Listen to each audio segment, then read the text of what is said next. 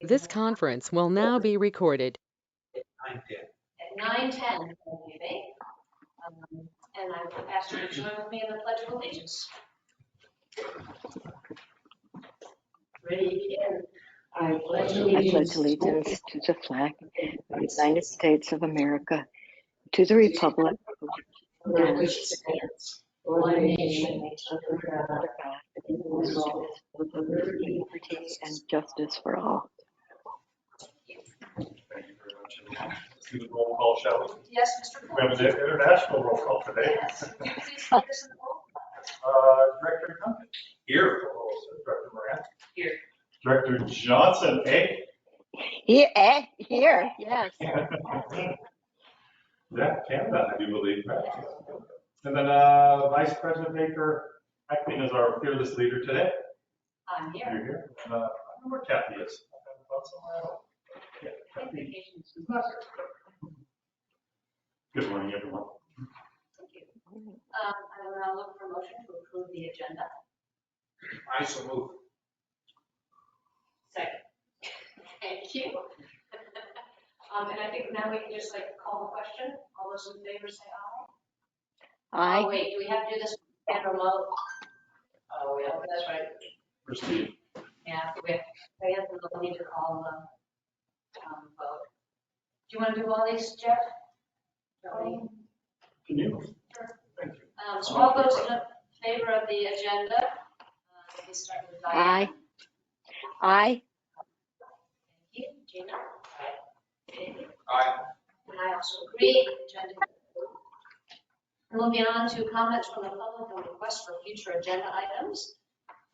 Do we have any public that would like to request a future agenda item or have a comment?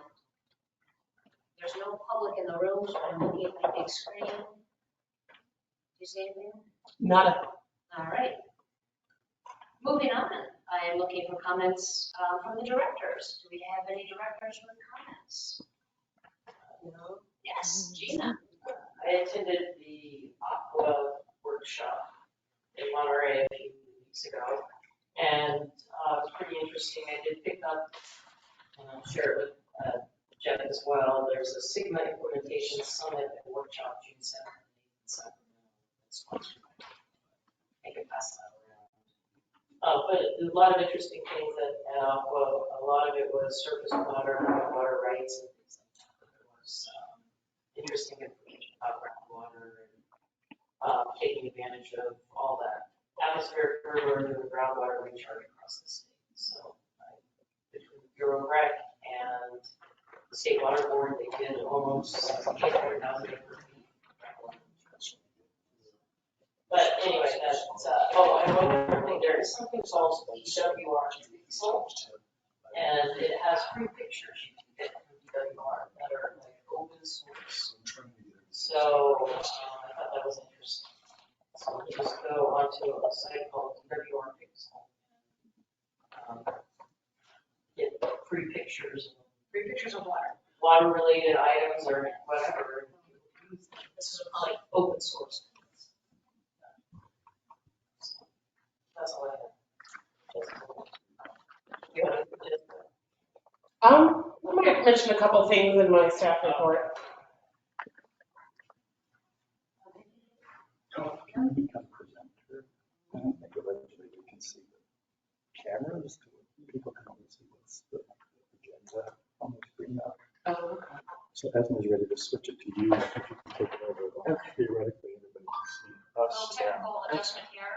Let me bring up the Going agenda. on right now. But Mr. Poole, is people there in any? the audience could not see us, which was obviously a very big deal. They need to see what's going on here in this room. So we just had to switch presenters from Esma to Jess, and now theoretically, it's just because the presenters, the people in the audience can see us. So I guess they were only seeing that in the past. So just trying to keep the viewing public happy. They wanted to see us, for sure. Are we to the correspondence? Yes. Yes, none, Madam Vice President. Okay, thank you. Are you good, Jessica? Should we keep rolling? I think so. Okay. Moving on to item number 2, items for board consideration and possible action. A, approval of board minutes. Are there any comments on the minutes? No. One, in page 5, not this is changing, but the acronym for groundwater management plan, we call it GMP, not a GWMP. But I don't think that's not worth changing the minutes for. But good to know. Anybody else have comments on the minutes? Going quiet. All right, so I will entertain a motion to accept the minutes. Dave? So, Okay. Second. Thank you. So any comments on the minutes from the public? Nope. I'll call the roll. Diane? This is a motion to approve the minutes. Aye. Thank you. Gina? aye. Dave? Aye. And I also approve the minutes have been approved. B, legislative update. Yes, Madam Vice President. Well, periodically, we love to hear from our legislators, our friends in Sacramento and Washington, D.C. And what time is that? So Anna and Lowry working on for Best Estimate Krieger represent us in Washington, D.C. So I've asked Anna and Lowry to do the normal routine, kick us off with an update on what's happening in Washington, D.C. And then lots happening in California. An ever-changing environment. So I was dying to talk to me before the meeting because things are really popping up there. So yeah, a lot of things changing and happening in Sacramento also. So the perfect time to hear from both Anna Lowry in Washington, D.C. and Cyrus in Sacramento. So Anna Lowry, why don't you go ahead and start? Good morning. Or I guess afternoon now. Yeah. Oh, no, we can't Morning, hear you. everybody. There you go. No, morning, everybody. Great to see. We're good. We're good. Okay. Can you guys hear me? Yep. Can everyone hear me? Okay. Yeah. So it's just me today. Apologize. I'm gonna turn my camera off just to see if that might help. But it's just me today. Thanks for having me. We do have a couple of updates. I think Jeff informed everybody on the board that we were really fortunate to have all 3 members of our congressional delegation put forward a congressionally directed spending or community project funding request, depending on the chamber. So Senator Padilla and Congressman Issa both put forward a request for $3.608 million. And Senator Feinstein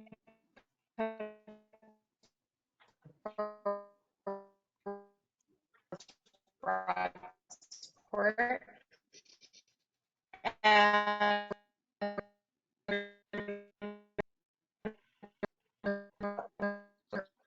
You get that? Hey, Anna, you're cutting out real bad. Like you can't understand it. Just shout or text. Okay. Hey, why don't we transition real quick? Hey, Cyrus, why don't you brief over California and we'll let her regroup. Okay. Sounds like a good plan. Okay, so let me jump in here. We have your meeting kind of happens at a good time because I get a brief 1-week lull where I get to catch my breath in the legislative process. So what we just went through is all the bills had to clear their committees, including the fiscal committee. So they're now either they're dead or they're on their way to the floor, and it just happened last week. So we're just now getting to where the bills can be heard on the floor.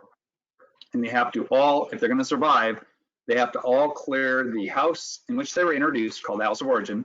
They have to clear that by June 2nd. If they do not, they die. So, but the good news is if you're supporting a bill and you get it past the first house, you then get a generous amount of time.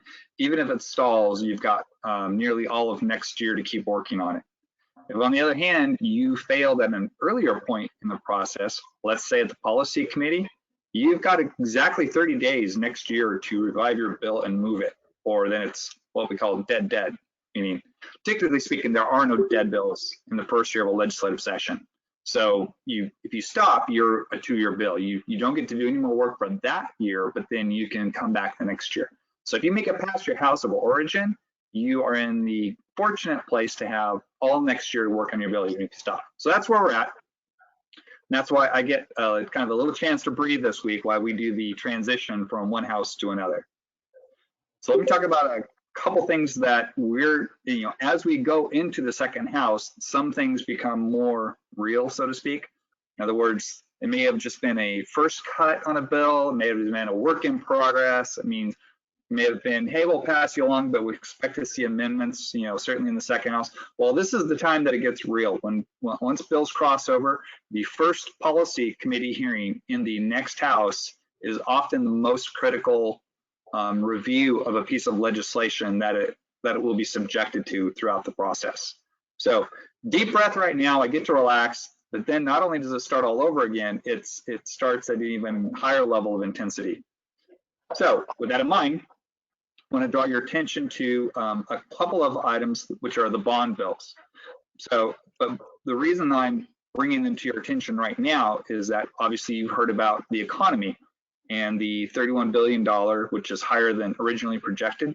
We're facing a very, very big deficit in the budget. So Governor Newsom, you've heard about all the spending that's been happening in the last few years, where a lot of those unspent items that he wanted to support, he's saying, well, you know what, we're going to support those in bonds now. So, there are very, very large transfers from projected general funds. We're now going to look to these bond bills, which will go on the ballot next year to supply the funding for these favored projects, which means the bond bills have now taken on even greater importance. So turning to those now, there are actually 4 out there, but there are 2 we will focus on. The other 2 are largely aimed at flood issues in the Central Valley. The 2 kind of general purpose or omnibus bond bills that we want to look at is AB 1567. That's Senator Garcia, who's close to you. The other is in the Senate is SB 867, Senator Ben Allen, who chairs the Environmental Quality Committee. So what we're going to, when I say we, I mean Jeff and I, what we're going to do is I'm going to do a cut. I'm going to take a first scan through all the language, and we're going to, with an eye towards doing what I first did for you when you met me, which is you recall that you were ineligible because of definitional barriers. Adjudicated basins weren't included. So we got that changed, and it at least made you eligible for funding, which in fact later led to funding. So we're going to do the same thing now with these bond bills. I'm going to do a comb through, target everything that we think Borrego might benefit from.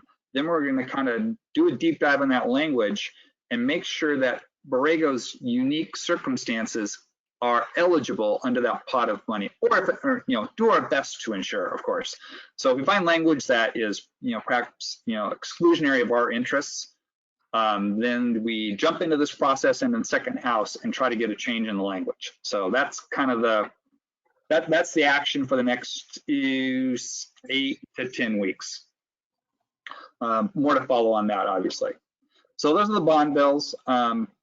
There might be a couple pieces of legislation I'm going to want to talk over with Jeff. Again, I don't necessarily talk to you about legislation that's kind of secondary in the first house, because again, I want to wait and see if it's worth paying attention to. Well, there are a couple of bills that might be worth paying attention to that survive the process. So I'm going to chat about Jeff with those. And then the final issue I'd like to chat with you about is you've probably seen the press release or some of the press that the governor got. What was that? Was that last week? It was Friday. He did this press conference in the Central Valley, announced these bold ideas about how he's going to deal with permit streamlining, make infrastructure projects easier to pursue, get people working. Well, the backstory on that is probably the governor was involved, but Aqua was running a permit streamlining bill, to get infrastructure, particularly on water projects, approved faster. And suspiciously, that bill was held, meaning it's not going to advance through the process and can only be worked on until next year. That was held about 3 hours before the lobbyists for Aqua and CMUA were called into the governor's office and were informed that the governor was kind of taking over the issue. Governor comes out this press conference, doesn't give any specifics, but then later that night, they did come out with what's called budget trailer bill language. We could, if we haven't talked about that already, budget trailer bill language don't necessarily go through the policy committee, so it can be controversial. Well, the governor released 10 budget trailer bills, 10 new ones. They're on the Department of Finance's website. I would love to tell you I've now analyzed all 10 and can give you a comprehensive report. But in fact, over the weekend, I, like many people, had a goddaughter, graduated from high school, so I was not at my laptop Saturday and Sunday evening. So I'm still reviewing these, but I think at least 4 of them might be of interest to us. Now, the good news is we'd be on the support side of these. There are some environmental justice groups, some NGOs that are very upset. Not only upset that we're perhaps putting limits on CEQA, but upset that it's not going through the policy committee process. So we will see what happens. Again, they just came out, so it's still too early. And in fact, it's so early that this language doesn't even have a bill that it's assigned to. So that's how early it is. It literally just came out as language that could possibly be put into a bill if the governor gets legislators to agree to it, which itself is uncertain.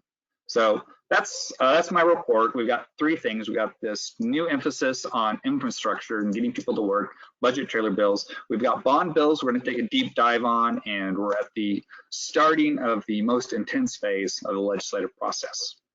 So that's my report. Are there any questions I can answer? Any questions for the directors on that?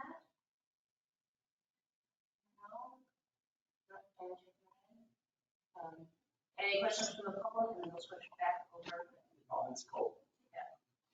Yeah, thank you. Thanks, Cyrus. So we're going to switch back to Yeah, now? I think Anna's called in now, and she's on the phone. Anna, are you there? Can everybody hear me better now? Perfect. Thank you, Okay, Cyrus. great. So sorry about that before. So we are very fortunate that our congressional delegation put us forward for community project funding, congressionally directed spending. This year, again, we got put forward for $3.608 million by Senator Padilla and Congressman Issa, and $2.6 million by Senator Feinstein. The maximum the House has typically been awarding has been $3.5 million, but we will wait and see, because what basically means now is, if you'll recall, we now have our foot in the door, which is really fantastic. It's all due to the support of our delegation.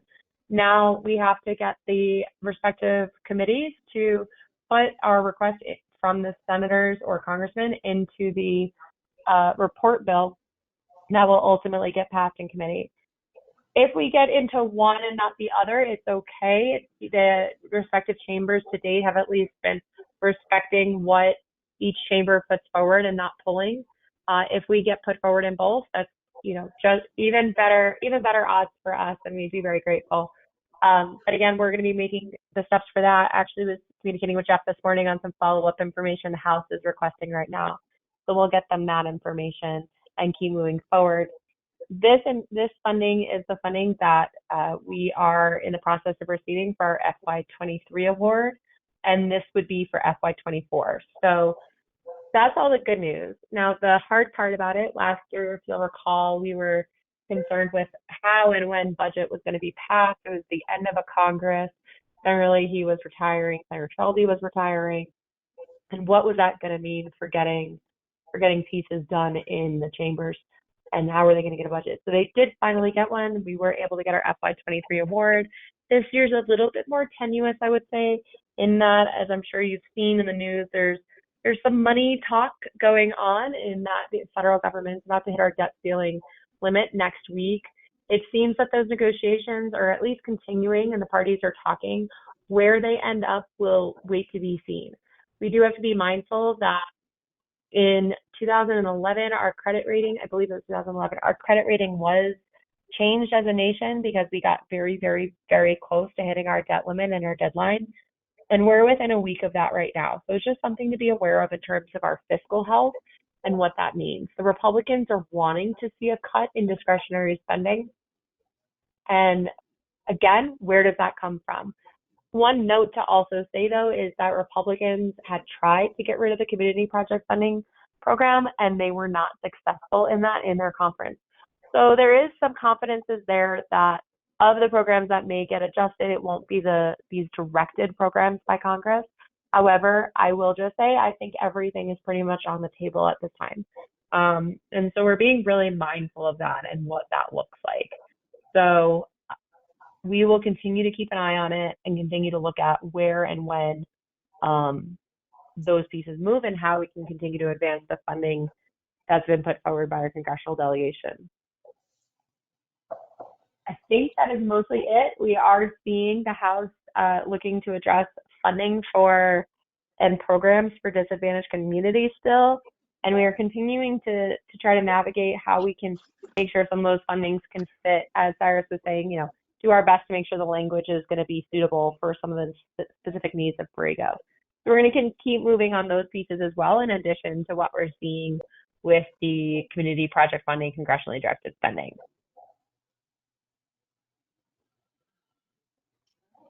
Thank you, Anna. Any questions? Diane, are you unmuting? Diane, question? Yes, thank you. I think this is a question for Anna and Cyrus, I guess. It's looking like Borrego might not, according to the census, be a severely disadvantaged community anymore. The census data is showing that our median household income went up a good deal in 2020. And I'm wondering if how much that is liable, like was the federal funding impacted by us being in the SDAC? And I just realized Diana Del Bono might have looked into this. Are we still a disadvantaged community? But so to start with you, Anna, was our congressionally directed funding affected positively by us being an SDAC? So I will say that there is broad support and stronger support from delegations to try to make sure those communities that don't have the resources are receiving the resources they need to have water and have the infrastructure necessary. I think, you know, and that was definitely a piece of the conversation we had when putting forward those applications. And if there's been a change, I think that's okay. We'll continue to push for it. We've seen funding also go to non-SDECs as well. There is an administration push to make sure that significant funding is going to disadvantaged and severely disadvantaged communities. And there's a prioritization rank for those in some of the funding streams, but it doesn't bar other funding. And what it also does is maybe, you know, for instance, in one of the bipartisan infrastructure law sections, it created 49% of the state revolving funds that went through the bipartisan infrastructure law were directed by EPA that had to be for disadvantaged communities. They need to be 49% for disadvantaged communities and or forgivable loans. So definitely an administration priority, but it is not a bar towards getting support.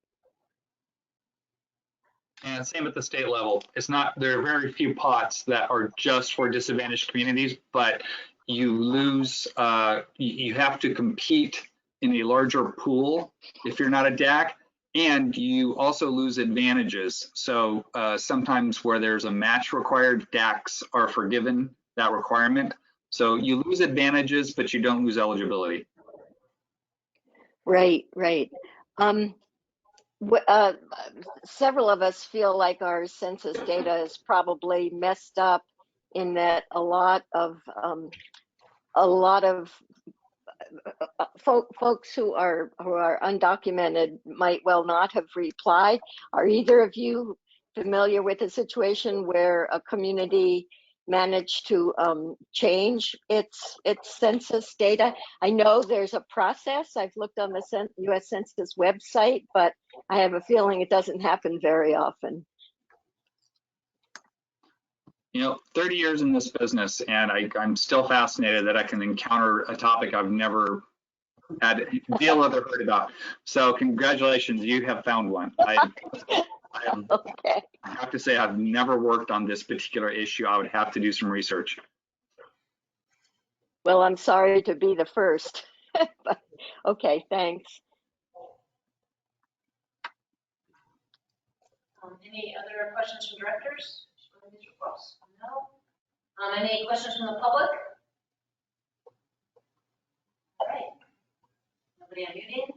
We will move on to item C. Thanks, everyone. Thank you all. Process and schedule for replacement of Martha Diaper on the Water Master Board. Yes, what was it? A couple weeks ago, we all received the email that Mark Dyke was resigning as the, get this title right, Water Master Community Water Master Board Community Representative. Right? Mark Jorgensen's right-hand person. So, I think Martha's pursuing other, or has new obligations and commitments here locally. And yeah, so she's pretty focused like yourself, which kudos to Martha. But what's the opposite of kudos? Sad news for us. You know, Martha, obviously, big contributor to everything that happened in Borrego for a long, long time, including the water situation. So she will be missed. But what her resignation does, it creates an opportunity for us to figure out, dust off the GMP, or no, I'm sorry, dust off the judgment. Thank you very much, Steve, for finding exhibit number 7. I forgot that was even in there. To find out what happens in this situation. So when you dust off exhibit 7 of the judgment, it talks about how the initial process was structured for the selection. And so we're just going to follow that process again. That process being, what is it? State Park Stewardship Council and Sponsor Group all must provide 2 nominees, and then the school must provide 1. That group of nominees is then has the opportunity to share their experiences, interests in a public forum, and we respond to questions. A public forum of obviously anyone interested, but especially in Exhibit 7, it talks about the focus of allowing the Water Master Board to ask questions of the candidates. And then, good for us, the good news is it's ultimately up to the BWD board to make the appointment based on this process. So nominees from outside groups, we have a public forum, BWD board deliberates and then selects. Kind of similar to what we've done with our own director openings recently. Obviously different. It's the same and different, right? One of those situations. So what I've done is, there's Martha's quick departure kind of made me think, well, gee, in a perfect world, and Dave also helped me think this way, but in a perfect world, it'd be great to have no meetings where there is no alternate rep.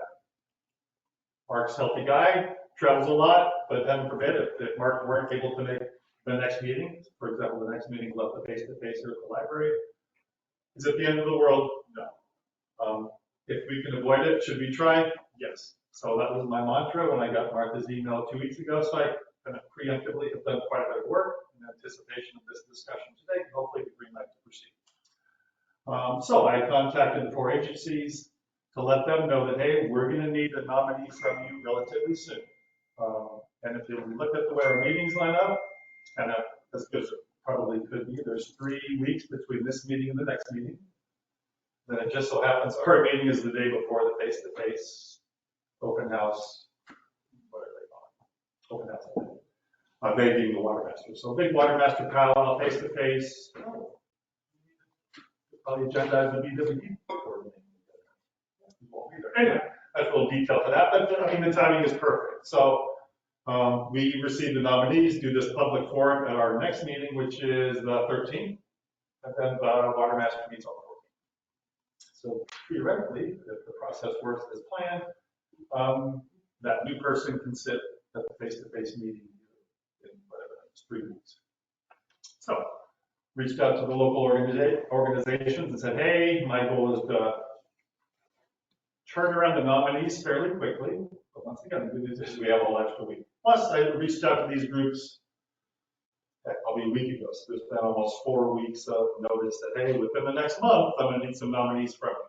And so the good news is, in typical Borrego fashion, each one of the groups has already responded. It was the Stewardship Council first. They met a few days ago, and the slate of Jim Dax and Jim Warmers has been forwarded. And the same 2 candidates also have appeared on the nomination list for the sponsor. Wait, no, the sponsor group hasn't officially met yet. State Parks gave me the same 2 names. And so then I'm waiting for one name from the school, and some of the indications I got early from Mark was they might have a different name. I don't remember the exact words, but they had somebody in mind or something to that effect. So I'm waiting to hear from Mark. So it's looking like kind of the hard part of getting the input from the outside organizations will happen on time. I could almost officially announce them all today, but we don't need to do that today. We just need to be prepared to have this public forum at our meeting on June 13th, which means we need to be ready on June 9th, which is the day we publish the agenda and whatnot. So I fully anticipate to get the right number of nominees from each one of the groups. We can check that off the box in terms of the requirements of Exhibit 7. Just because if you don't meet the requirements, blah, blah, blah, at the very end, it says, it goes to the judge. The judge decides and picks a local resident, blah, blah, blah. And that can be prevented, and the good news is it looks like we can meet all the requirements with the requirements really being the number of nominees from each group. That was the one group that everyone had to jump through. Now that we have the names, then it's really all completely up to us. We hopefully can all agree on the process and the dates. I have spoken to both Mr. Dax and Mr. Wormers. They are both available on June 13th to participate in the public forum. So, Esmeralda, just think I might not have it. I sent an attachment to Esmeralda this morning, but it's in a minute or so, we will have the attachment up on the screen.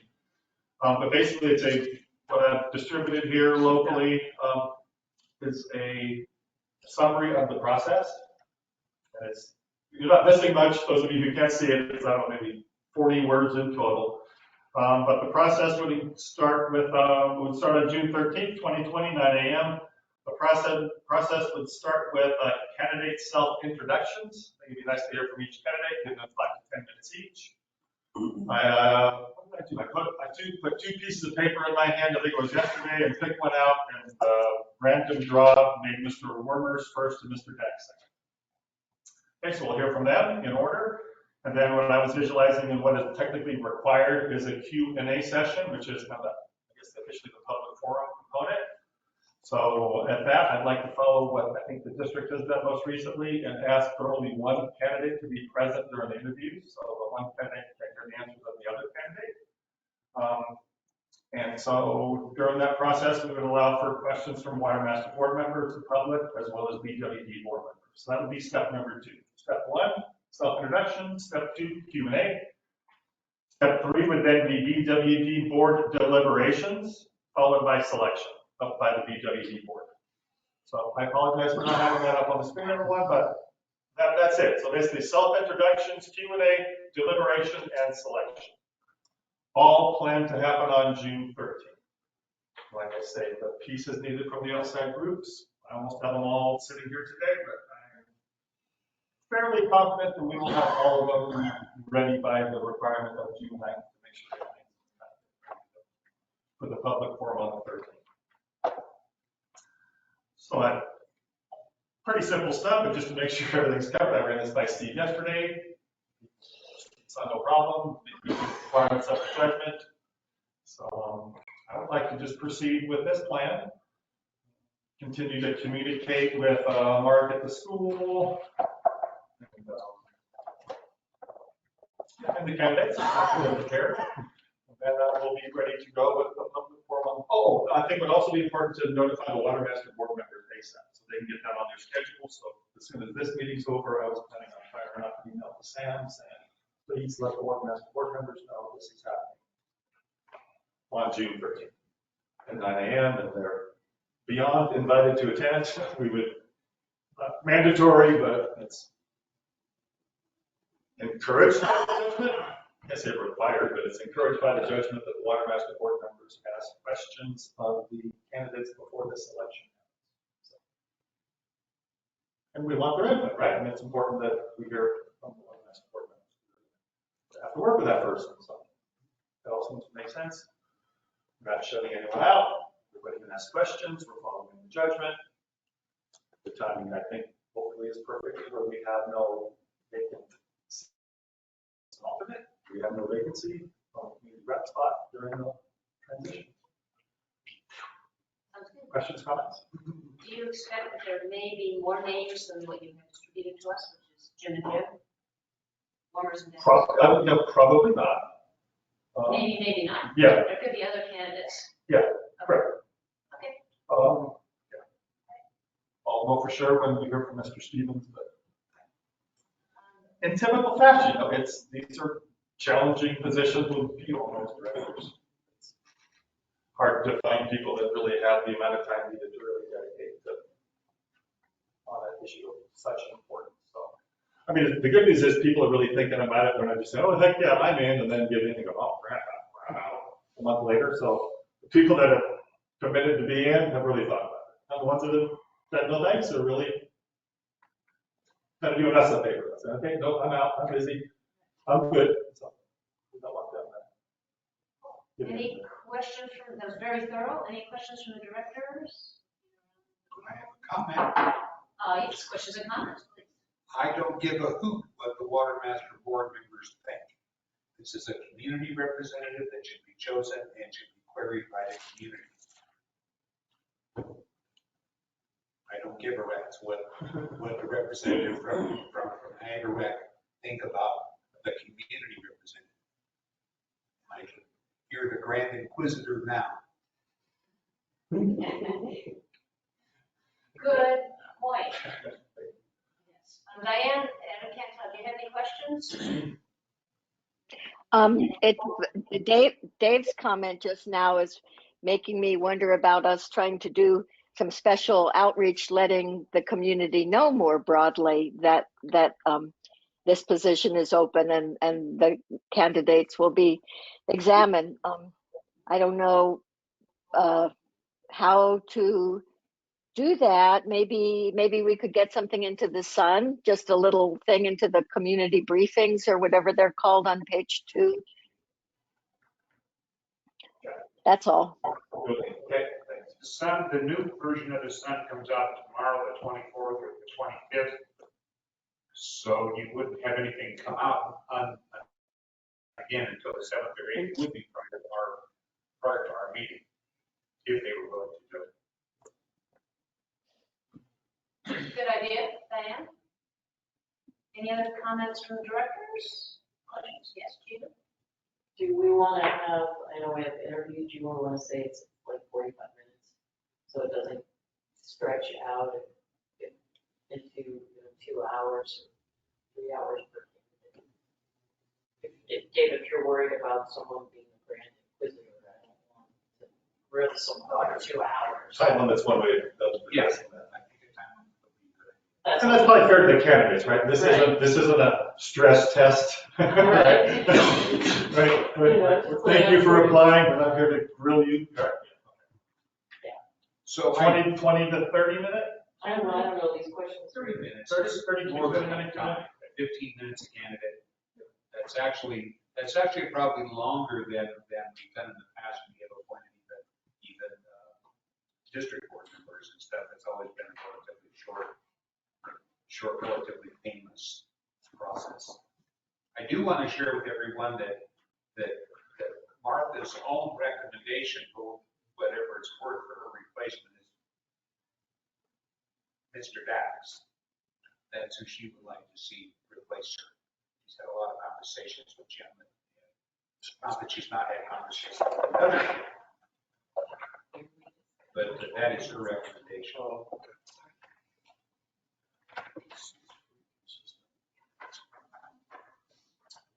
Any comments from the public on this process?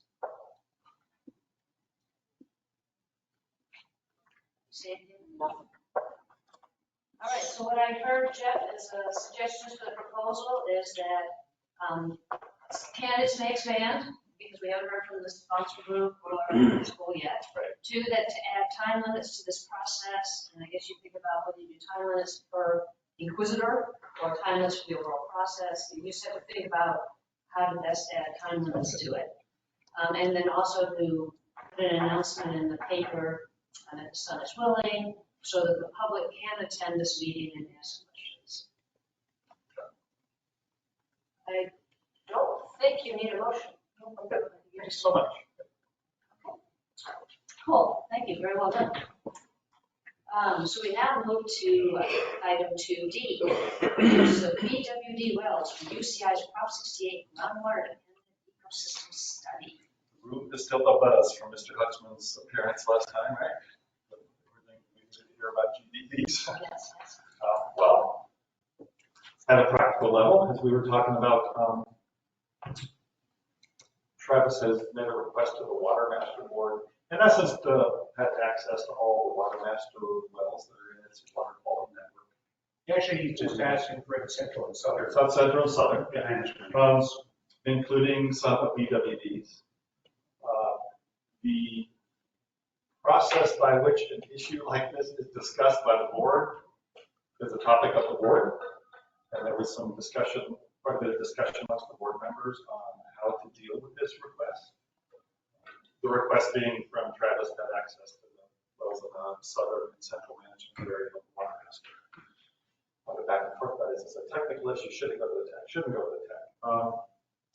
Long story short is Dave thought, why don't we at least do UCI a favor and at least break out the 10 BWD wells that are on the list and allow them to have access. I'll put the air quotes on access to our wells for water quality sampling, just for this one isotope.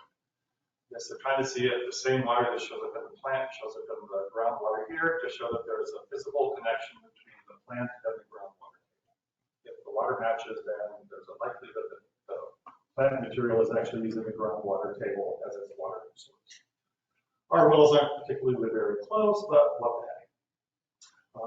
So what does that mean for us is no UCI access issues. They're not going to go on anybody's property. We're going to have ask Alan to add one additional bottle to a sampling run to be done in the future. We're not quite sure yet when. It might be 2 weeks from now, 2 months from now. We don't know. But in the relatively near future, maybe at a time that's of most convenience for Alan over this next month or so, he will get an extra bottle, fill up that bottle, and then either hand it to a UCI person on a well-by-well basis, or be here at the end of the day, or whatever makes sense. Well, we'll talk about that detail here with Travis once we get the green light from you all to continue. But basically, we're going to provide a water sample. We're going to fill a bottle for Travis, or somebody at UCI can hand it back to them that same day.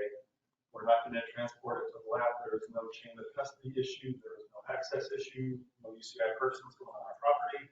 No slips and falls. So we're trying to make it as easy as possible for everyone, but also provide this important data to the scientists at UCI. So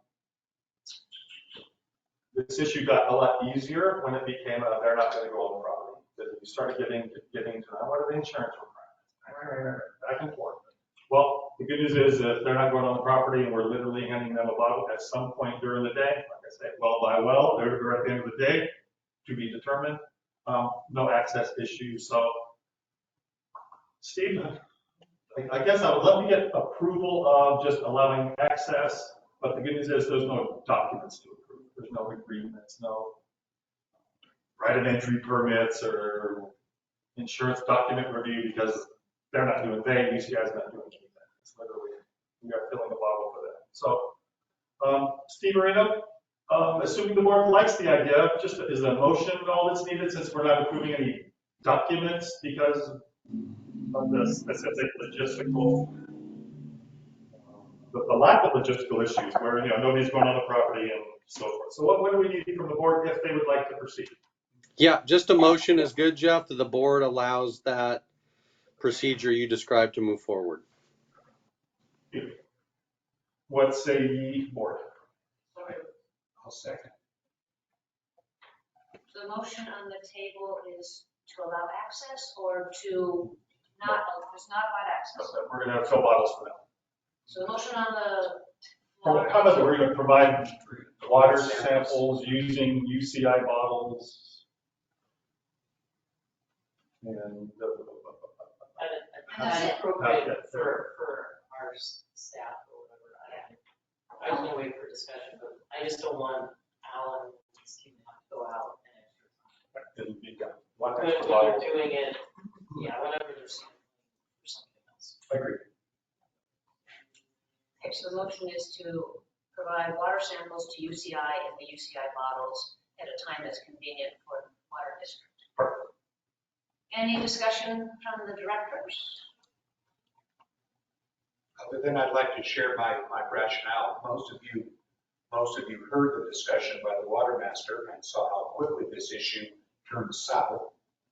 I mean, if Travis identified 36 wells in the central and southern management areas, we have, I think it's 11 wells in those areas. And I don't know what's going to happen with the water master at the end of that discussion. As silly as it seemed, someone threw up the notion that, well, now we're sampling for something different and the well owner should know that. Well, it's just another constituent in a water quality monitoring program. It's just one more constituent that you're looking for. You're not looking for something, that's any different than what we're already doing. But the weird thing is, it's not even like a chemical. You're literally looking like the water's fingerprint. Yeah. It's this random isotope. Yeah, but it's not like you're not sampling for arsenic or fluoride or anything dangerous. It's literally just the fingerprint. Yeah. But not knowing exactly where this is going to go with the water master, and what other silly roadblocks are going to be thrown in the air, I do want to be able to provide Travis and his team access to the 11 wells that we control to allow them to move forward. Maybe that isn't robust enough for them, but it's better than none. We use the term access. So, yeah, they're not having access, but yeah. We're filling bottles. Any questions from the public or comments?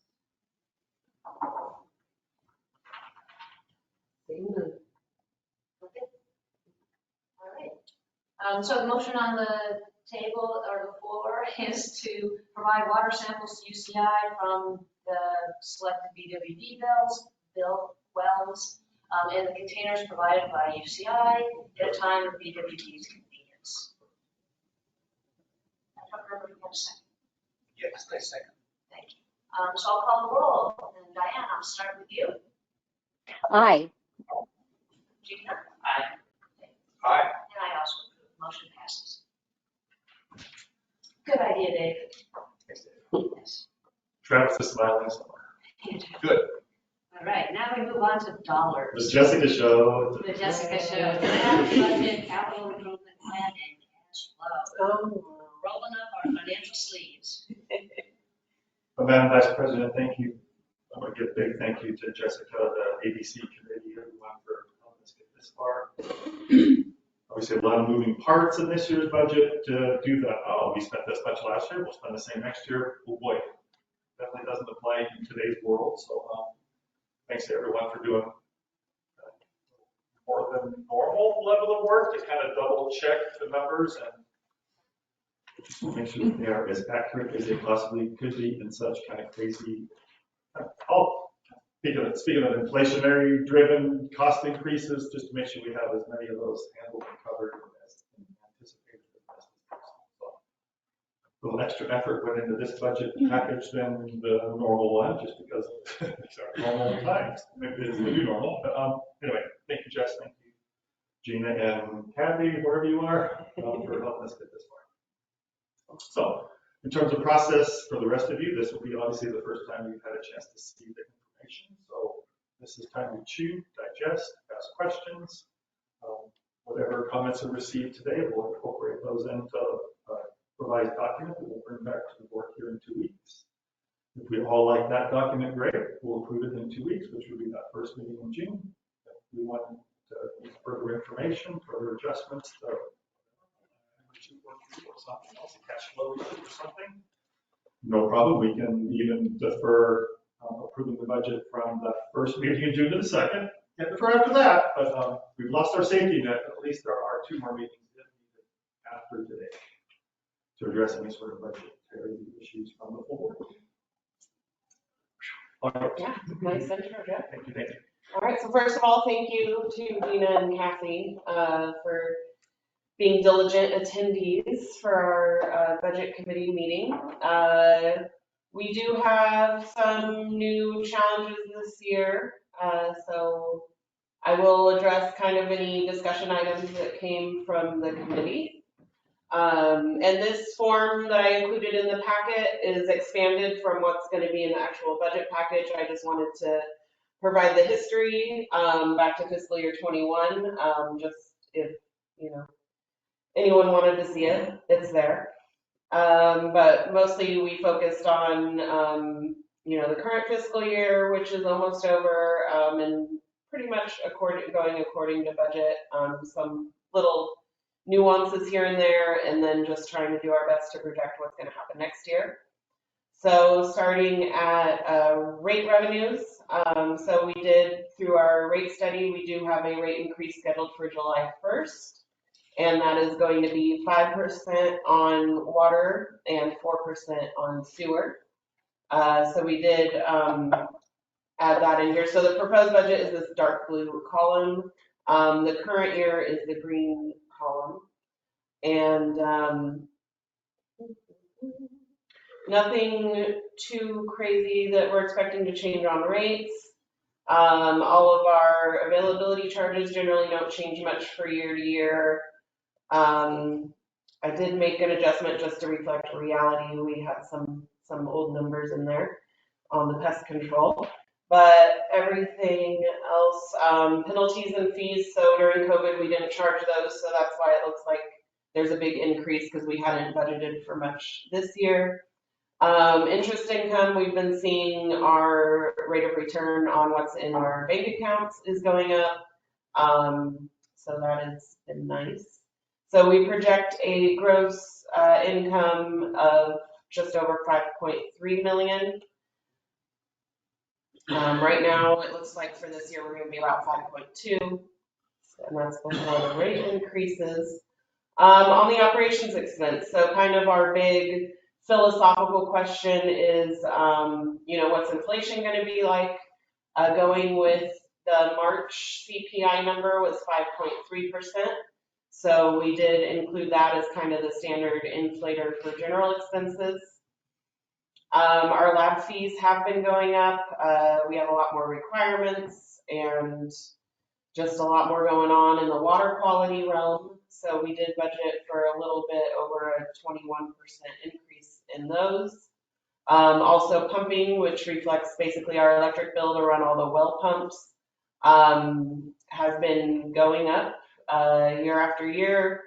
SDG&E did publish rates that saw a 0.3% decrease. However, we wanted to be conservative in that number, so we did budget for a 13.6% increase, which would be $500,000 just on water, electricity.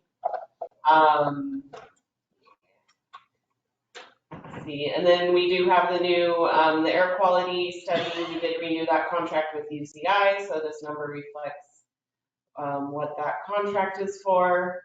Also, we do anticipate audit fees to go up. So in reality, our basic audit has gone up over the last year. In addition, with the grants, any federal grants where we get more than $750,000 in grant funds, even though it might be administered from the state, a lot of those, so like if we get the upcoming appropriations, those projects are going to have to go through their own individual annual audits. So we included some extra for that. Engineering, as you all know, Mr. Dale has left the district. We are looking for a new staff engineer.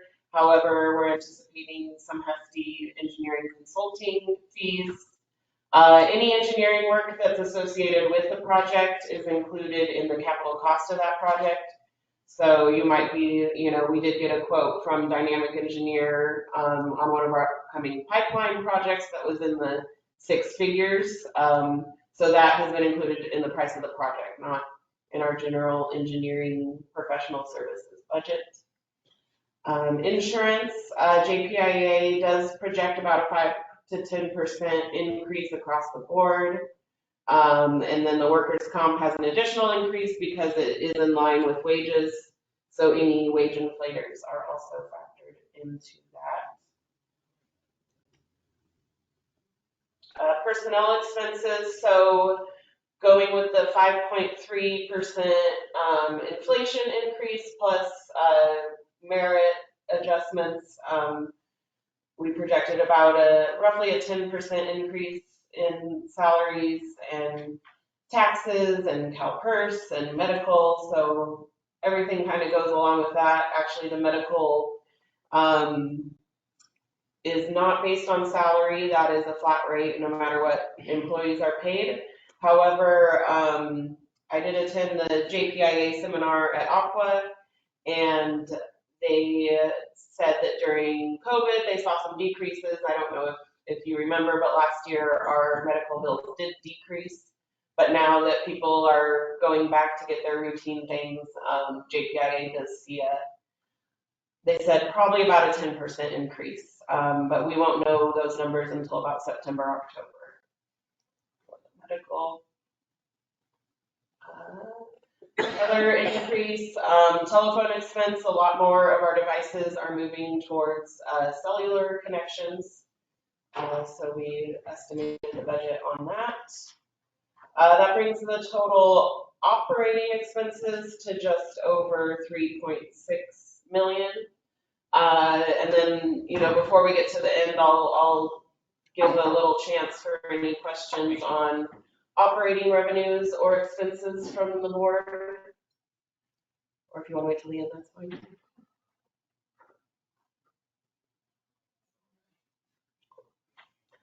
So going down, we have our debt service expense. That is set in stone. The Capital One is new from last year. And groundwater management expenses, pumping fees, we try to overestimate that. This year it does look like we'll fall within our $75,000 projection, even with the additional assessment. But we don't know what's going to happen between now and October. So we are still budgeting $100,000 for pumping fees. Groundwater management expense, so this would be anything that the district does on its own, kind of more on the regulatory end. So we don't anticipate too many changes in there. And then legal budget. So we have traditionally overestimated our legal groundwater management expenses, just because prior to the formation of the water master, you know, we were spending about $350,000. Luckily, a lot of those costs have essentially been shifted to the water master's responsibility. So we haven't seen it go near the six-figure mark, but we're still going to budget $100,000 for that. The engineering and TAC expense. So we did have a few proposals that the board already approved for Interra to do some additional groundwater quality and monitoring. So we included the actual cost of those proposals. I'm sorry, I forgot my cheat sheet in my office, but if you want to break down on those, I'd be happy to provide it upon request. And then this is I guess I did break out the water quality study. We had an exact quote for $28,430, and then the $135 included the other proposal. So that brings our total expenses to just over $5 million, which leaves us just under $250,000 in cash, and that's before cash CIP. So coming into the capital improvement projects, you know, we really tried to trim the fat on this year, but we do have a lot of things that we have to get done. In addition, we have potential BPA acquisition deals that are extremely beneficial to the district in the long run. However, you know, it might kind of hit our reserves, so we can talk about that more in a minute. But we do have some projects in there, some general office improvements that we've kind of put off for 3 years that just keep going to the next year. So hopefully we'll get that done. It includes painting, lighting, some stucco repairs. We do try to extend the life of all of our existing wells as much as possible so we don't have to drill new wells. So one of the projects for next year is to replace the variable frequency drive on well 5. And then we have the BPA acquisition costs. This number includes following and financing for that deal, so it's still in the works, but that is our estimate as of now. And then the congressional appropriations bill, so especially with this whole SDAC news, we might be on the hook for that $850,000 for the self-funded portion of the grant monies. On the sewer end, Roy does a couple manhole replacements each year. We do conservatively budget that, so we did put $49,000 in for that. Also, Roy requested that we do a Palm Canyon sewer line inspection. It's been a few years since we've stuck a camera down there just to see what's going on and make sure that there's nothing major. Then just some general short-lived assets. Getting a backup generator for the office and shop so that we can operate with power outages that seem to be a little more prevalent. Well 8 taking out of service life, inspection on well 18, some reservoir cleanings. I think it was the country club tank. Basically just an inspection. That we want to inspect, and some periodic rehab on the clarifiers at the wastewater treatment plant. And then we do also budget for emergency repairs. Generally, those ultimately end up coming out of the operational budget of the water side, just because it's difficult to actually capitalize those. But we do budget for extra expenses. So that does bring the cash funded portion to almost $2.5 million, which if we only come out with an extra $250,000 cash at the end of the year, that's essentially, $2.25 million that we might be taking from reserves. So something for the board to look at. Going on, so we don't have any new bond funded projects. We do anticipate spending the rest of that this year.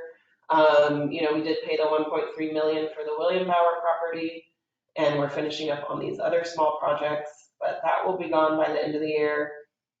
And then our SDG&E pipeline project is about done as well. We do have grant funded projects. So the tank and motor project, which I'm sure you've all seen, that twin tank is just about done. So I think we'll be about halfway done with the whole project come June 30th, and then we'll do the remainder next fiscal year. That is a reimbursement grant, and so in the long run, our reserves will be replenished. Same thing with the Prop 68 grant. So that's also a reimbursement grant. So we will pay cash for these things, but we will get reimbursed. That includes the AMI, the monitoring wells, and then the grant administration. And then the appropriation bill funded portion of the BSR and Sungold pipelines. So we'll get, I'm just waiting for the EPA to drop $3.4 million in our bank account. But unfortunately, it looks like we might have to pay cash for the rest. I'm not sure where Jeff is in those negotiations. So we are budgeting about $5 million in grant funded projects next year, which is quite ambitious. But it's really nice. That's money that we need because we need to improve our infrastructure. And then the next section is kind of the detail on the CIP. So our schedule goes out to fiscal year 35. So anything in this 24 column on the left is what I just explained in the last section. And then you can kind of see what projects we have coming up. I know it's really, really small on the screen, but it was included in your package. And we did add in there, the committee had a discussion on the bottlenecks at the wastewater treatment plant. So we're hoping that we can get grants for those. I know Jeff and Diana right now are filling out some grant applications. So we're hoping, that would probably be closer, I think, to 1.5 million. Dudek's estimate was 1.2, but that was just on the individual components, so I'm expecting additional expenses there. And then these two projects, the deep oil pipelines, West and East Star, the Club Circle, those are in the appropriation ask that Anna was talking about earlier. So if we get those are scheduled for in the next few fiscal years. And that might also include a cash matching. So that will be interesting. I'd like to discuss that before we go through with it, but it sounds like that might be a year off or close to a year before we get there. And then we do have some bigger projects that we kind of just push to the end of the rainbow, if you will. So out here at the end, projected water supply costs. So if our two potential deals do go through, we will still need to buy a few more acre feet to serve our customers through the end of the ramp down. There's talk of a well 5 transmission main project, and also we might have to do water treatment for water quality in the future. But we just kind of put those at the end just so we don't forget about them. But at the moment, there's nothing saying that we do need to start actually putting the money aside. And then just a detail on the short-lived assets, future stuff. You guys have any questions on the CIP or anything so far? I have a mundane question. Yes. Going back up, I think it's on page 3 of your report. Mm-hmm. I'm curious, not that I question what the amount is, but let me get back up there. Make sure I'm asking the right question. What is included? I think it was safety. Oh yeah, so it was about $5,000+. What's included in that? What are we paying for? So that would include kind of any like OSHA required equipment. So like their safety goggles, safety vests, equipment for when they're doing projects in the right of way, safety training for the guys, their boots. So they're all required to have, good tread boots, and the district does pay for those. So those also come out of that. Steel toe. Yeah. Yeah. Okay, thank you. Mm-hmm. And then we had put all of our COVID PPE in there too, but we still never quite hit that budget. Just in case.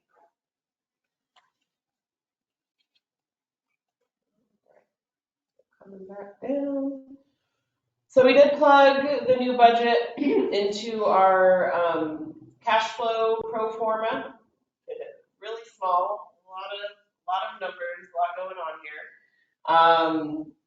So basically it takes all of our revenues, all of our expenses, all of our CIP, and then it takes into account what we have for bond funds, grant funds, and then from there we can kind of get a big picture on how it's going to affect our reserves, how it's going to affect our reserves over the next 10 to 12 years. And one thing that the committee, we're really trying to be a little on the frugal side this upcoming year. With the budget as it is, that does leave us exactly a 1.25% or 1.25 debt coverage ratio. So according to our bond covenants, they have rules on, basically how much we need to be able to set aside for debt service. And the minimum is 1.25, so we're like right on that number. But I did discuss this with the committee, and we thought that it would be prudent maybe either quarterly or every 6 months to come back and kind of look at these numbers again and see if we want to make any budget adjustments throughout the year. If there's anything that we're like, hey, we should hold the brakes on that one. So I think just through the monthly board reports and keeping good communication. I think we can successfully navigate the next year, but, those were definitely concerns that we had. And, as you can see, at the beginning of this fiscal year, we anticipate our reserves to be about 6.4 million. Like I said, there's a little over 2 million scheduled for cash CIP, which includes the BPA acquisitions. So our reserves do get a little slim. They do get under 3 million into the twos, which we haven't been at that number for a while. But we are open to any board direction on those. And any questions? With that in mind, Madam Vice President, I'd like to maybe focus on the cash flows next meeting. Let's kind of prioritize the budget related expenses and that in this one, but those reserves get low. I was hoping to find some, there's a quick and easy answer as I was looking at this issue in preparation for the meeting. There is no quick and easy answer. So I'd like to spend more time while leading the discussion in the next meeting about cash flow. Okay. Assuming this is our budget, here's what the cash flows look like, and Jessica and I will turn over every rock, do whatever's possible just to try to automatically defer, but it's all about controlling expenses. Just because we have limits on our revenues because of the Prop 218. Now, we have 2 more years after this rate increase, so we can increase the increase if the board deems that's appropriate for the next go around, or we're kind of stuck with what we have now. So it's all about expense management going forward these next couple of years. And then even looking out longer, what CIP projects can we defer? Kind of done that already. We pretty much kicked everything out as far as possible, just because we were getting a lot done. This ISA could be a direct appropriation, gets 2 big areas done. I was squirming about the Feinstein ISA deal. I was looking at Gina going, okay, how are we going to pay for that 20%? These grants become expensive after a while. Getting all this free money turns out to be expensive. Theoretically, we'll come up with 20% now. Just between us, I'm still proceeding because when we applied for these grants, we were definitely an SDAC. I'm going to still proceed with a weighting of the 20% as an SDAC community. These grants go back a few years, so I'm not changing my strategy on that yet. So I'm still going to proceed with a weighting of the 20%. And then I was about to talk to Diana about how we confirm these SDAC and SDAC numbers going forward. So we'll work on that internally to figure out what are we. I'm not sure myself. So I'd like to focus on the cash flow, because I'm totally comfortable with that. 2 million is not a lot of money left over in those low years, and being right on the debt service coverage ratio limits. It's good, we're right on it, but man, we are right on it. So, go ahead. Would you include in that what I was thinking about with getting around the weekend is the breakdown? If you look at our matrix of reserves, we split into maybe 9 different categories. Some of them are legally restricted, we can't change. Some of them are not legally restricted, but we really shouldn't mess with them, like bank covenants. And some of them is like free-for-all money. What happens when we get down in the twos to those 3 buckets? Are we in? The free-for-all money, that's our discretion, and it's the things we're spending on are right. But do we move it into that sort of like, you really shouldn't? We could, but we really shouldn't touch it. That kind of middle bucket. Are we into that middle bucket? Not that we shouldn't, but I just would like to understand if that's what's behind this. Perfect overlay for the cash flow discussion. Yeah, right? exactly. What do we do with those numbers at the bottom? How do those look broken down between our reserve funds? Yeah, thanks for putting it. Yeah, because when you do 2 million divided by 9, there's not a lot left in each one of those, in any one of those individual And accounts. some of them can change, right? So the other buckets Yeah, good point. change. Sorry, Gina. And then the other thing for the cash flow discussion is maybe looking at when we get reimbursed, how quickly we get reimbursed for some of those grants. And then obviously, like you said, that 20%, which equates to So big, 50,000 for the SDAC. So I don't know how the Prop 68, how quickly we get reimbursed for that. If that's, have we seen anything? Turning in the first batch, it's Jessica's job to turn all the SGAs on us, the whole invoice package by, well, she's going to leave I mean, like the end of. It's due the this week. End of 31st, this but I intend to have it in by Thursday. week. We have all the info from the sub-grantees received on time by the 15th. So, because I mean, that's affecting our cash flow as well. So we could find out how quickly we're seeing. What are the assumptions behind that? Right, and do we have a 2-month lag or is it more like 6 months or 9 months before we'll reimburse? And one thing I did just realize is we have spent to date about $1 million on the tank and motor replacement grant. I did attempt to make a reimbursement request after the first quarter of this year.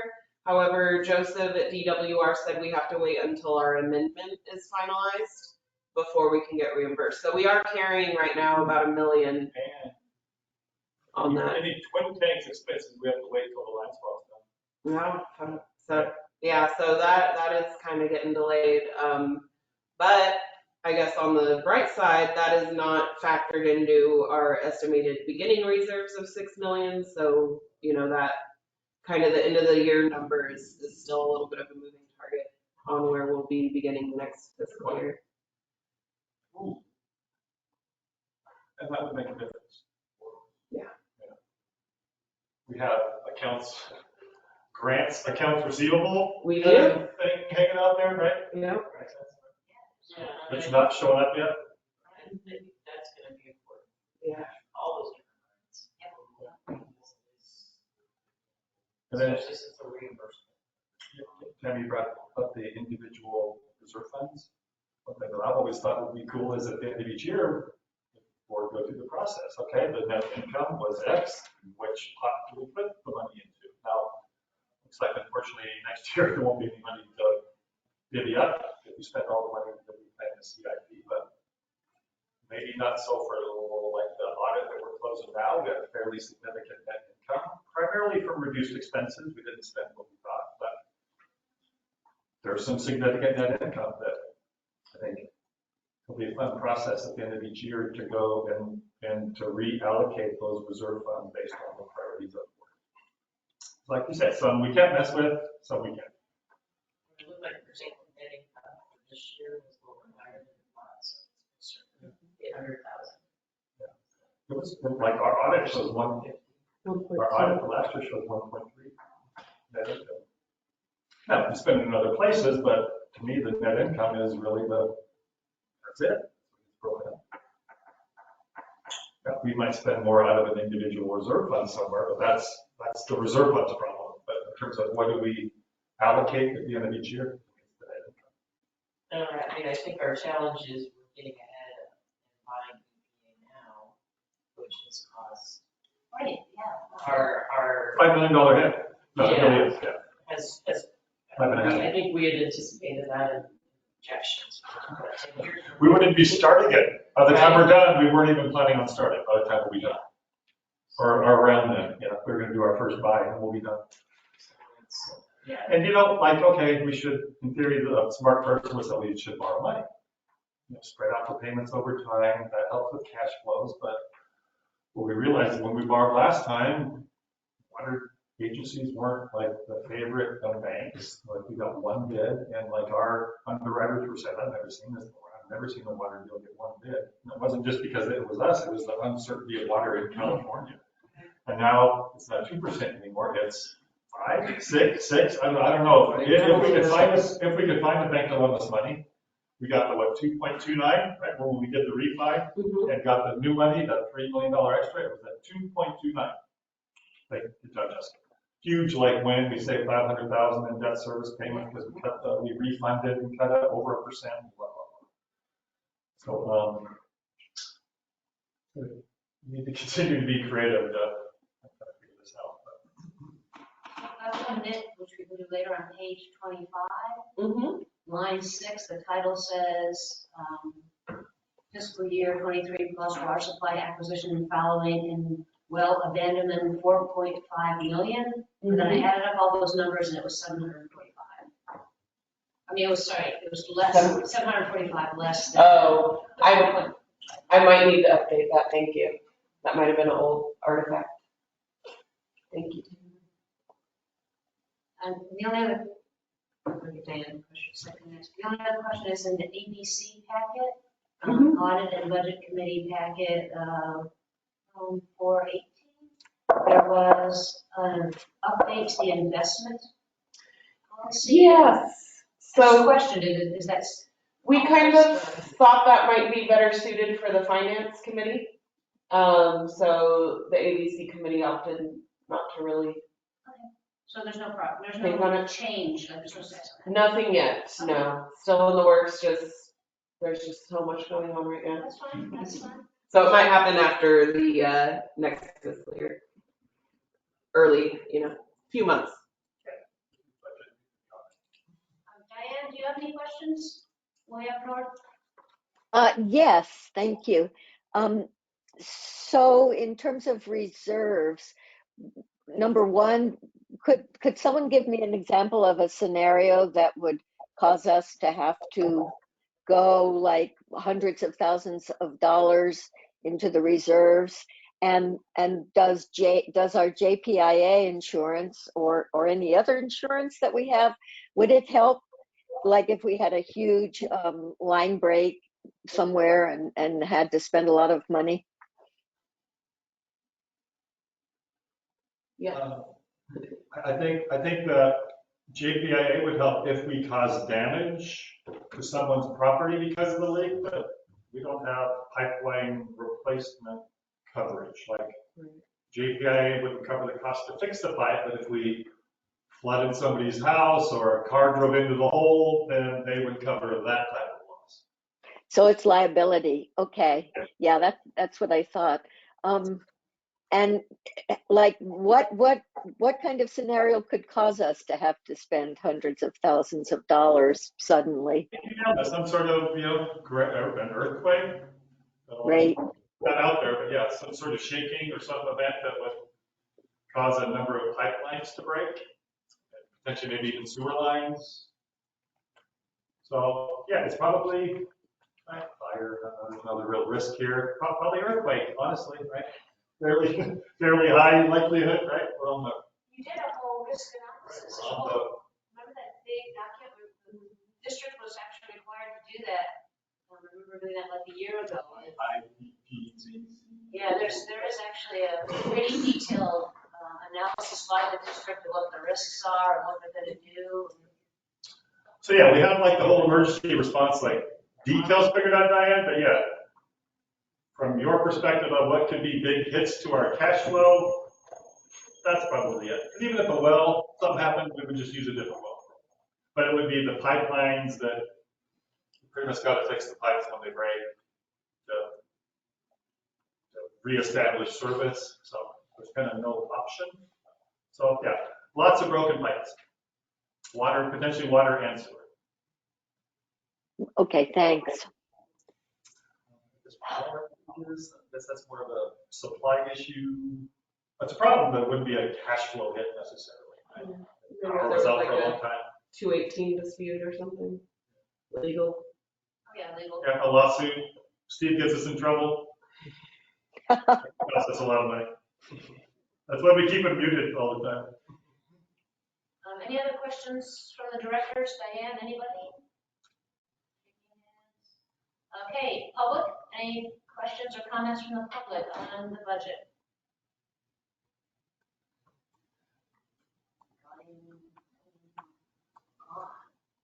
So at this point, Jeff, you just want direction from the board, which you've already volunteered what you're doing for your next step? So are we done?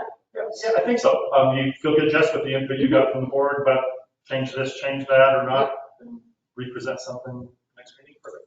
I think, I'll work with Alan. Diane brings up a really interesting question, and I always think what would cost us millions.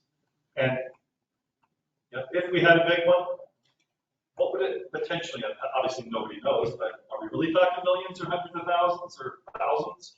Like if 10 pipelines broke. You lose a tank. Yeah. Tank's a big deal. Yeah, that might be covered, though, Jeff. Yes, all of our tanks and wells and well motors are covered. I'm talking, I guess, in terms of the pipeline, like if a lot of pipelines broke, what would it cost? Is it 300,000 or 3 million? No, we can't estimate precisely, but I'm just interested in my own mind to know, like, I just think 5 or 20, I'm not sure what would constitute a catastrophe, but I just would like to chat with Alan at some point about, okay? What are we talking about? Because if it really is a few $100,000, if we have a catastrophic event with 20 pipes breaking and we're out $400,000, then I'm not so worried.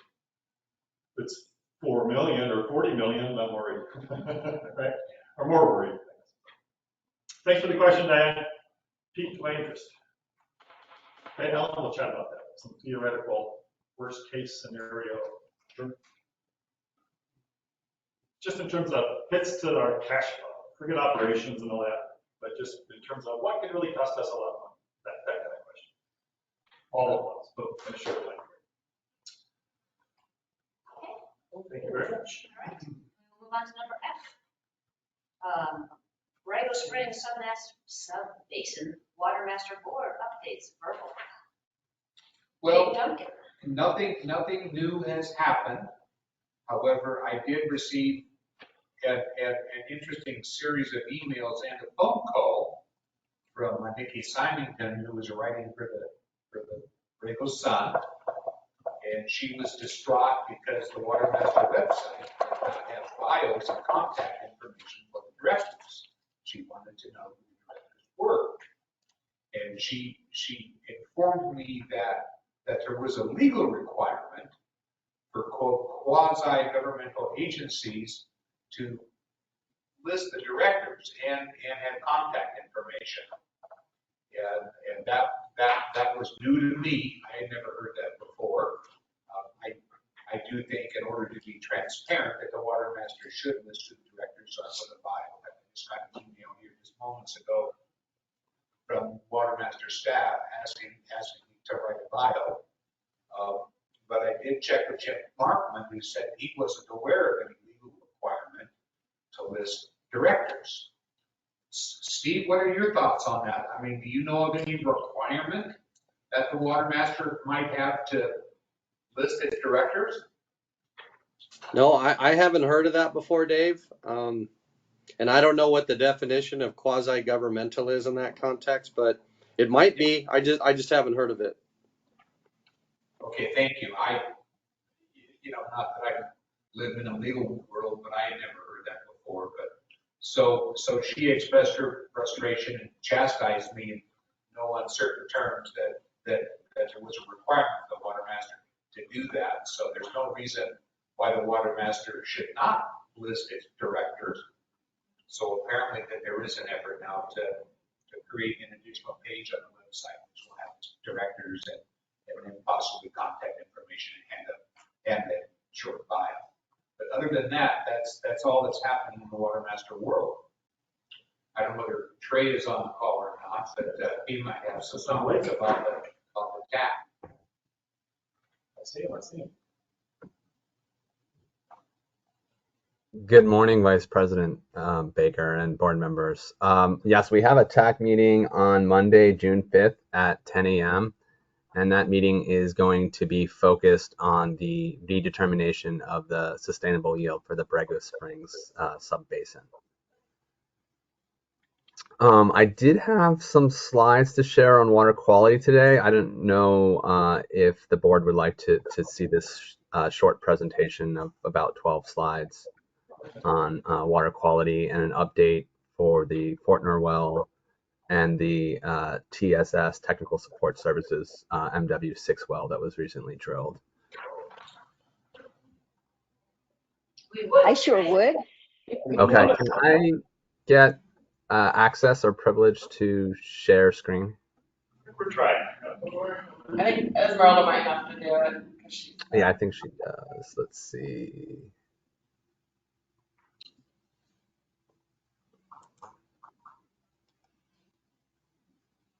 And hopefully this is, here we go.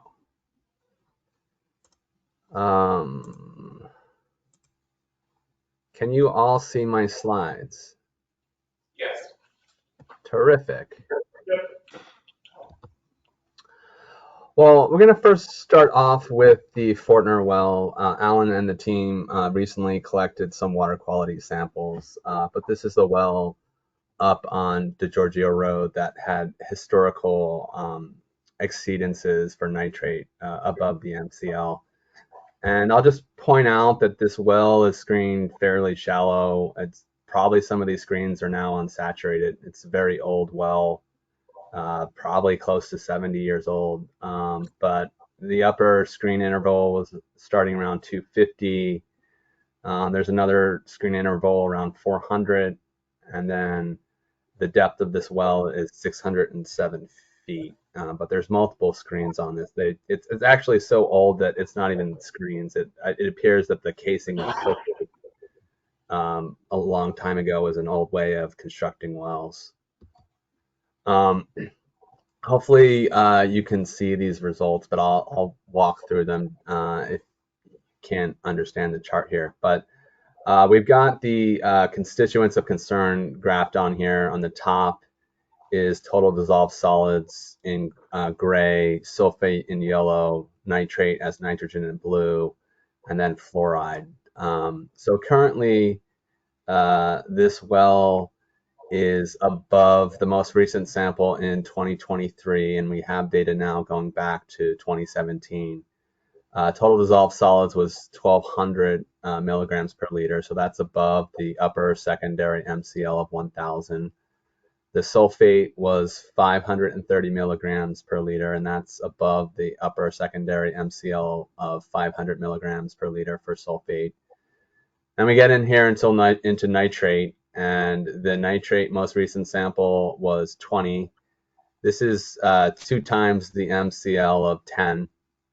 And back around 2019, when it was last sampled, it was 24. So it's pretty clear that this well is being impacted likely by agricultural return flows.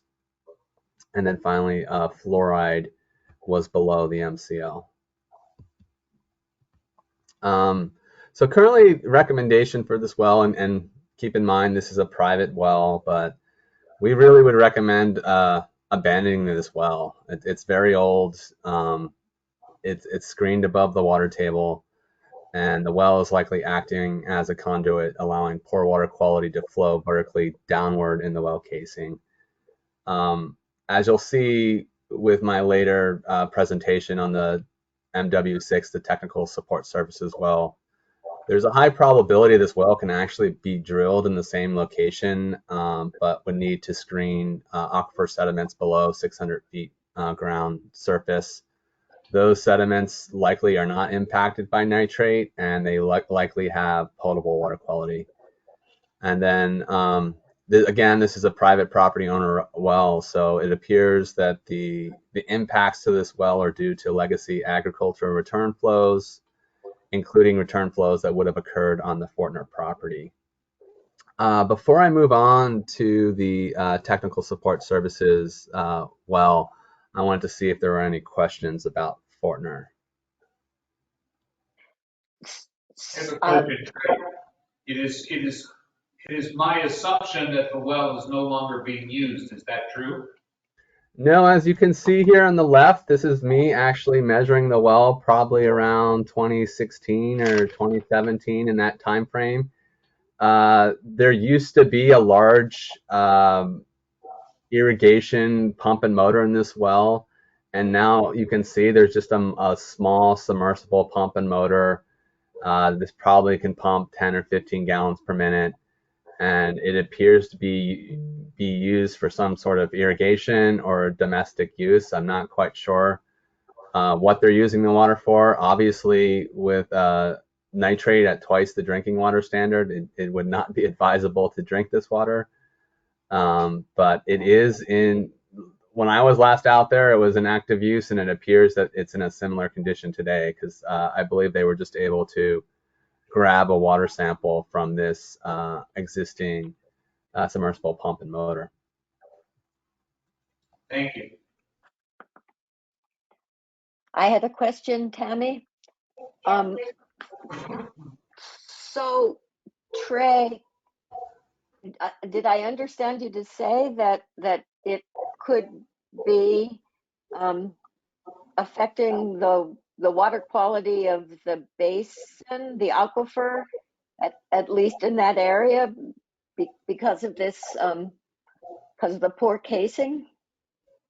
Right. So because this well is so old, it's screened very shallow and likely screened above the water table. It was, it was constructed 50, 70 years ago when the water table was 100 plus feet higher. So essentially, you have these return flows migrating down into the aquifer, and because you have a conduit being the well itself, allowing for vertical migration downward, there is a possibility that this well actually acts as a pathway for poor water quality to get deeper into the aquifer. Okay, well, holy crap, I want to say. Is this one of those cases, because it's screened above the water table, this is a case where it's sucking in sort of from further than usual, and it's pulling in the more surface stuff where there are more nitrates. Is that right? That appears to be the case, and that appears to be why you see a nitrate concentration that's 20 times background. It's now at 20 milligrams per liter. You'll see in some subsequent slides with the TSS, the technical support services well, in the deeper aquifer, that the nitrate concentration is essentially close to 0 or 1. So there's definitely an impact that we're seeing here from agricultural return flows. And if we were to look for other constituents, like specific fertilizers, I guess we're covering by looking at nitrates, but if we wanted to look for herbicides, we probably would find high levels of that as well being pulled in. Well, unlike nitrate, herbicides tend to photodegrade and also absorb to the soil, so they don't migrate as easily as nitrates. Nitrates really are kind of like the canary in the coal mine. When you see nitrates, you know that you definitely have, especially elevated nitrates like this in a desert environment, that you have impacts from agricultural return flows. But you certainly would have to do some additional analysis for herbicides and pesticides to see if that has migrated to the water table. It's not always the case. Yeah, I feel like I was just reading about what is it, neonicotinoids, that they certainly disperse through air readily, but I think I was also reading about them getting into water. Anyway, it seems like BWD might want to try to look into that more, into the other possible constituents. Maybe we could put that on the agenda for another meeting. Thank you. Sure. Any other questions about the Fortner well? Gina, I know we probably shared the data with the property owner. Are we also sharing it with the water master? Our well? The water master does have the historical data. I'm not sure if they have the most recent sample, but they certainly, I've provided the historical data, the 4 samples that were collected before 2020 to the water master. And if the board wishes the most recent data to be submitted to the water master, I can go ahead and do that. We do wish that. Okay. Please submit it to the water master if that has already happened. I'll go ahead and do that. I actually submitted our data request this past week for all of the water master data to do our updated water quality study. So I'll reach out to them and make sure they have this latest information. Thank you. Well, if there are no more questions, I can jump into the new technical support services multi-depth monitoring well 6S and 6D. So before we move on, your recommendation is to abandon the well. Is that a BWD action item? No. No. And is that a water master action item?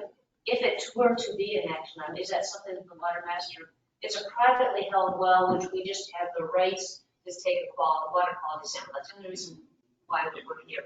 We can take samples because we have an easement to do it. I'm just curious about this recommendation. Would that be made to the county? Is that just made to the well owner? Is this a water master responsibility? Is there any closure on that recommendation from Trey? Water Master has yet to develop a water quality optimization plan. I would recommend that at our next meeting to schedule for the following meeting to discuss how we do that. But I don't think that there's any process now other than you could tell the well owner, hey, this is a mess. For God's sake, don't drink the water, and the well should be abandoned. But it's just a suggestion. There's no real action to be taken. Yeah. Tammy, may I? I have this feeling that new guidance document on the drinking water wells, even if this isn't a drinking water well, I think that guidance document is wanting GSAs to be very proactive in protecting drinking water wells. I think we need to work some more and figure out what we should be asking the water master to do on this.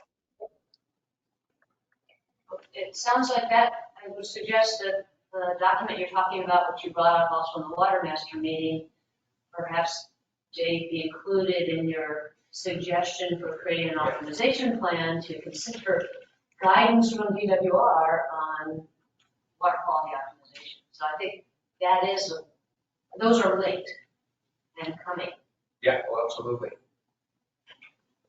And then Trey, who gives feedback? We told, I believe, the owner of this well that we would give them the results of the testing because they didn't fight us, I guess, on the easement. Who, Trey, Jeff, is going to give this to the well owner? Jeff is not it. Okay, so Jeff will provide our technical advisor's recommendation and all the data and answer any questions or hook up with Trey if she, they. Okay. Recommend to them that they abandon their well. Yeah, well, I think that's what we will the water district will pass on this convince recommendation. them to do it. Right? Yeah, exactly. Okay, thank you, Trey. Next topic on your agenda. Thank you, Tammy. So next I'm going to jump into the new technical support service as well. Just to remind everyone, this is also on the Giorgio Road. So it's about a little less than a mile from that Fortner well to the north, and it's on a fallow parcel that was formerly ag. So one thing we were able to collect while we Department of Water Resources and Greg Drilling were installing the well was a nuclear magnetic resonance NMR log. So essentially it's the same principles as a medical MRI, but what you're seeing here on the screen to the right, the T2 distribution, it provides a direct measurement of the pore size and also an understanding of or a direct measurement of mobile and bound water by depth. So it's really looking at pore size. So this is a T2 distribution. The smaller pores are on the left, and larger are on the right. And then from this, we get an idea by depth of the water content in the aquifer. So from this log and the other logs, and I actually have not received the manual depth of water out there yet, but we estimated the water table at this location is 370 feet below ground surface. And the other thing we can kind of approximate from these logs are the location of the aquifers, and it's not just the NMR log. We're looking at the resistivity log and other geophysical logs that were taken. But we actually encountered bedrock at this well at about 750 feet below ground surface. So that was a little bit shallower than was originally estimated. On the right here is actually the Borrego Valley hydrologic model depths that's in the numerical model, and that had previously estimated the depth there was about 850 feet, so it was off about 100 feet. And then we've also estimated where the transition from the upper to the middle aquifer. Based on this log, we're estimating it's around 415 feet below ground surface.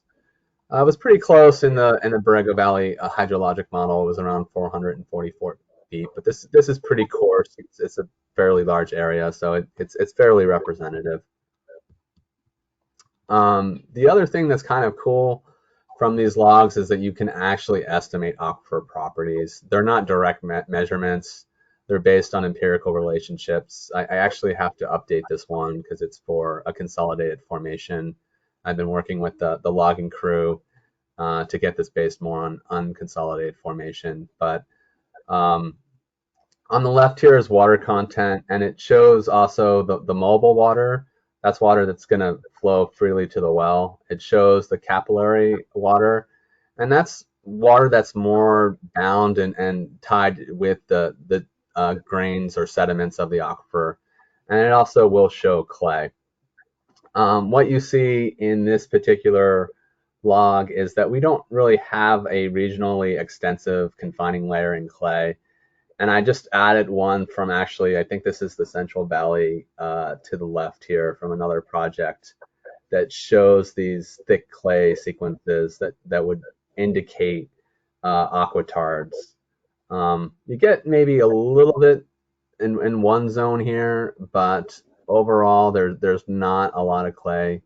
But as we mentioned on some other calls, you kind of get these confining downward conditions just because you have this very interbedded lenses of sand, silt, and clay.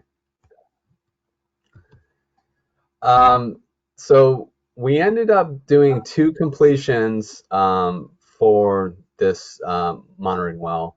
The first is completed from 390 to 490 feet below ground surface.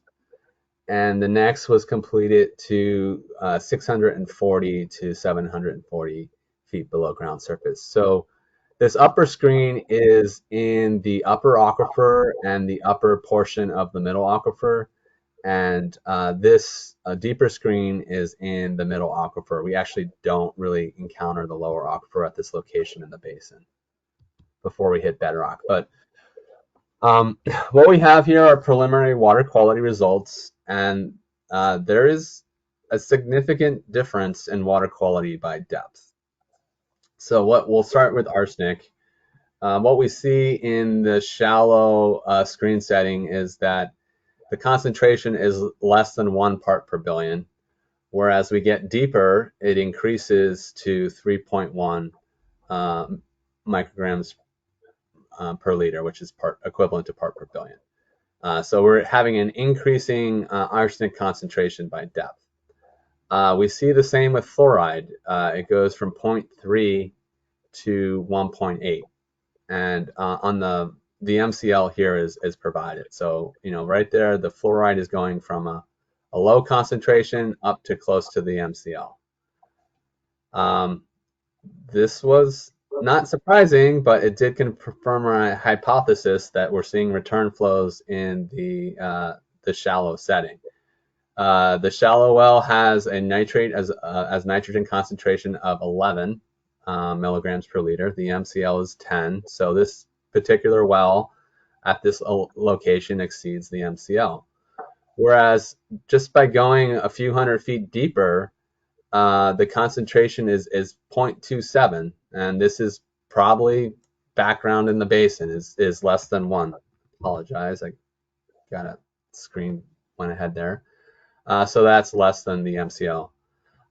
I should say this TDS number is provisional. We have a flag into with the laboratory, so I'm not 100% sure the shallow one is 1100, but if it is, it again exceeds the upper secondary MCL for TDS and would indicate return flow to the aquifer, whereas the deeper concentration is 650 milligrams per liter.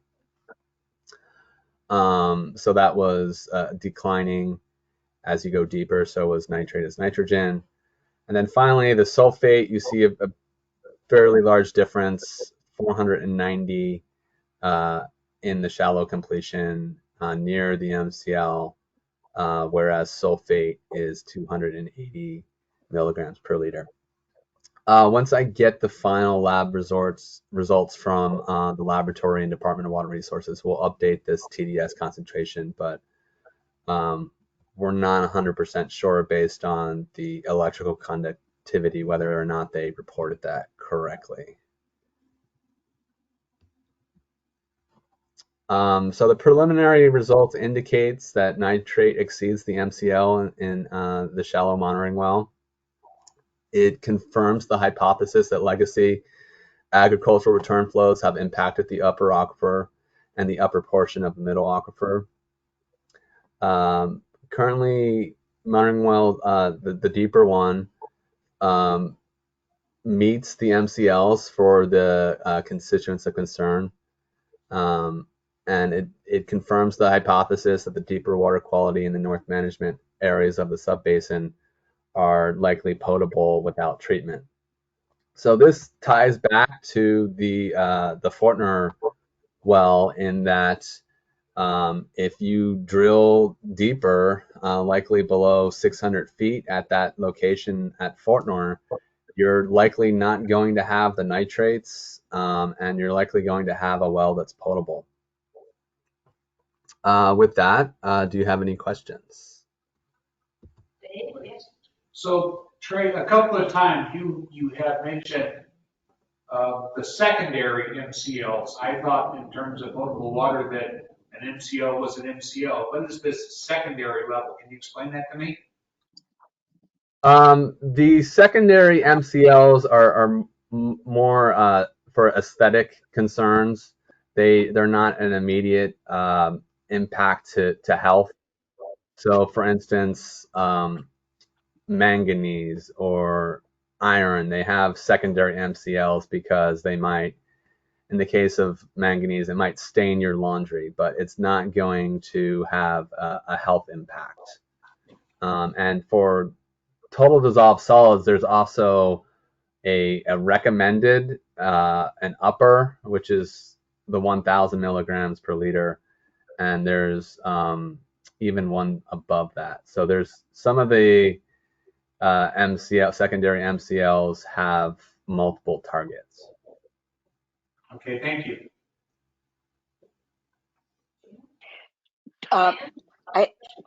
Thank you. So what's the difference in cost to drill a well to let's say 400, 500 feet versus 800 or 900? I know that's a really general question, but is it a huge difference? I guess, yeah. Yeah, there's certainly yeah. there's certainly a large cost difference, and there's no doubt about that because you're usually paying by the foot, and you're talking probably $50-$60 a foot for a private driller. So if you have to go deeper, there's a big cost increase for sure. I don't think we're talking about necessarily having to drill for a private domestic well like Fortner 900 feet. I think you could probably drill the well down to maybe 800 feet, and get potable water quality. It looks like once we got below 600 that you're starting to see better water quality. But it's certainly going to be a case by case analysis. Yeah, I'm more thinking about if BWD had to drill wells in the northern management area because things have gotten bad in the central, let's say, what would the effect on our budget be? It's something just to keep in mind, I guess, at this point.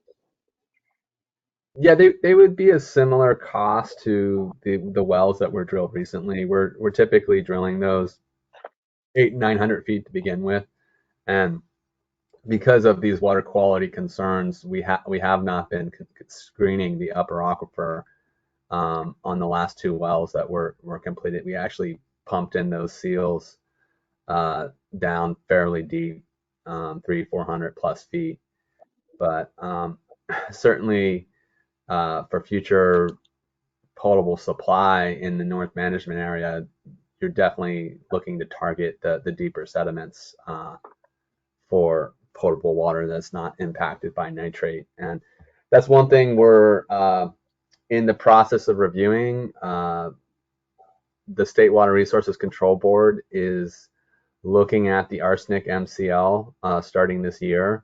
I've sent out some initial correspondence to Brandon Tott over there about an update of the schedule and when that's going to happen and when there's going to be an opportunity to comment on the rulemaking. But the arsenic MCL review has some big implications in Borrego. So we'll be tracking that closely, and I'll provide you an update as information becomes available.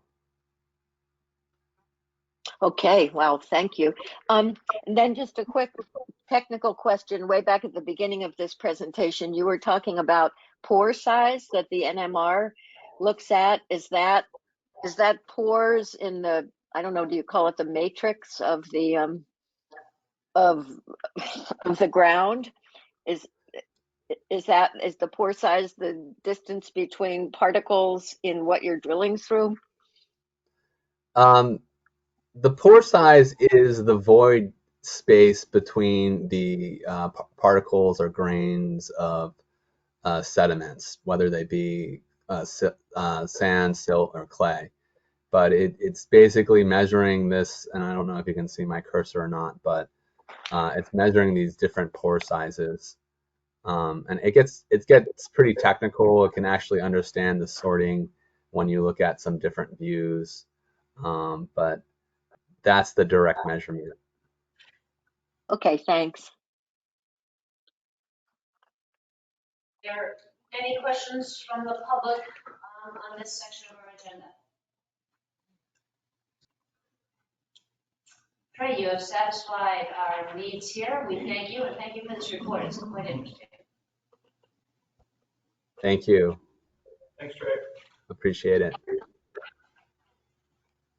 Okay, we now are moving on to section 3, board committee reports if needed. Does anybody on a standing or ad hoc committee have anything they want to say? Around the room? No. Okay. Jessica, monthly financial and operations reports. All righty. Excuse me.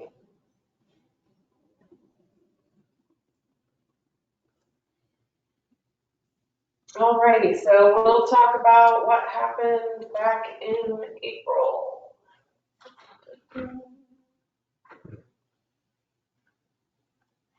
All right, so at the end of April, we had about 8.1 million. That includes 1.3 million in bond funds. We did get a nice 2.74% return on the lathe, which is the highest it's been, gosh, since like 2020. So that's nice.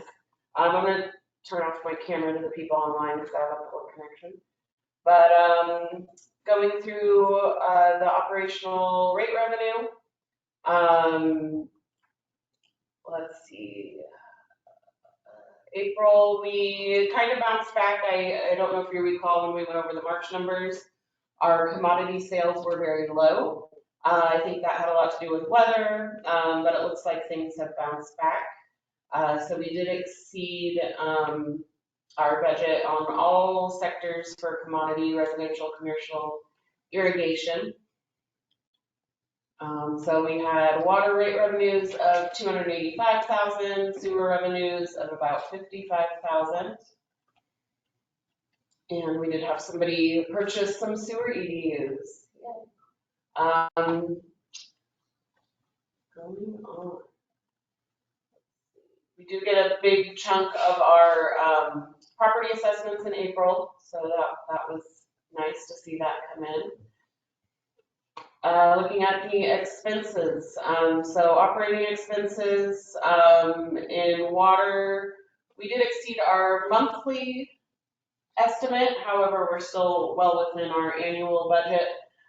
We did replace our fencing out here on the east side of the property, going from the shop down to where the office property starts. In addition, Alan might talk about it, but he purchased a storage container for asbestos pipe for safety reasons. Everything else on the operation side kind of fell in. Our vehicle expenses have been a little high. You know, we might be able to transfer some of that from the operating expense, but cars are just getting so expensive, especially the tires we saw go up a lot this year. Fuel and oil, we spent almost $4,000 on gas. Looks like we'll be just about at our annual budget coming into the year. 38,000 for well pumping. Let's see, we paid some fees for the audit. And we did, our legal fees were almost 16,000. That includes the prices for the BPA acquisition. So, you know, once those projects are done and capitalized, that will essentially get moved over to part of the purchase price of those properties. But looking at from a cash flow perspective, we did spend almost 16,000 with BBK. The normal things like just general operations, legal counsel, those things were a lot lower. It was mostly the BPA stuff.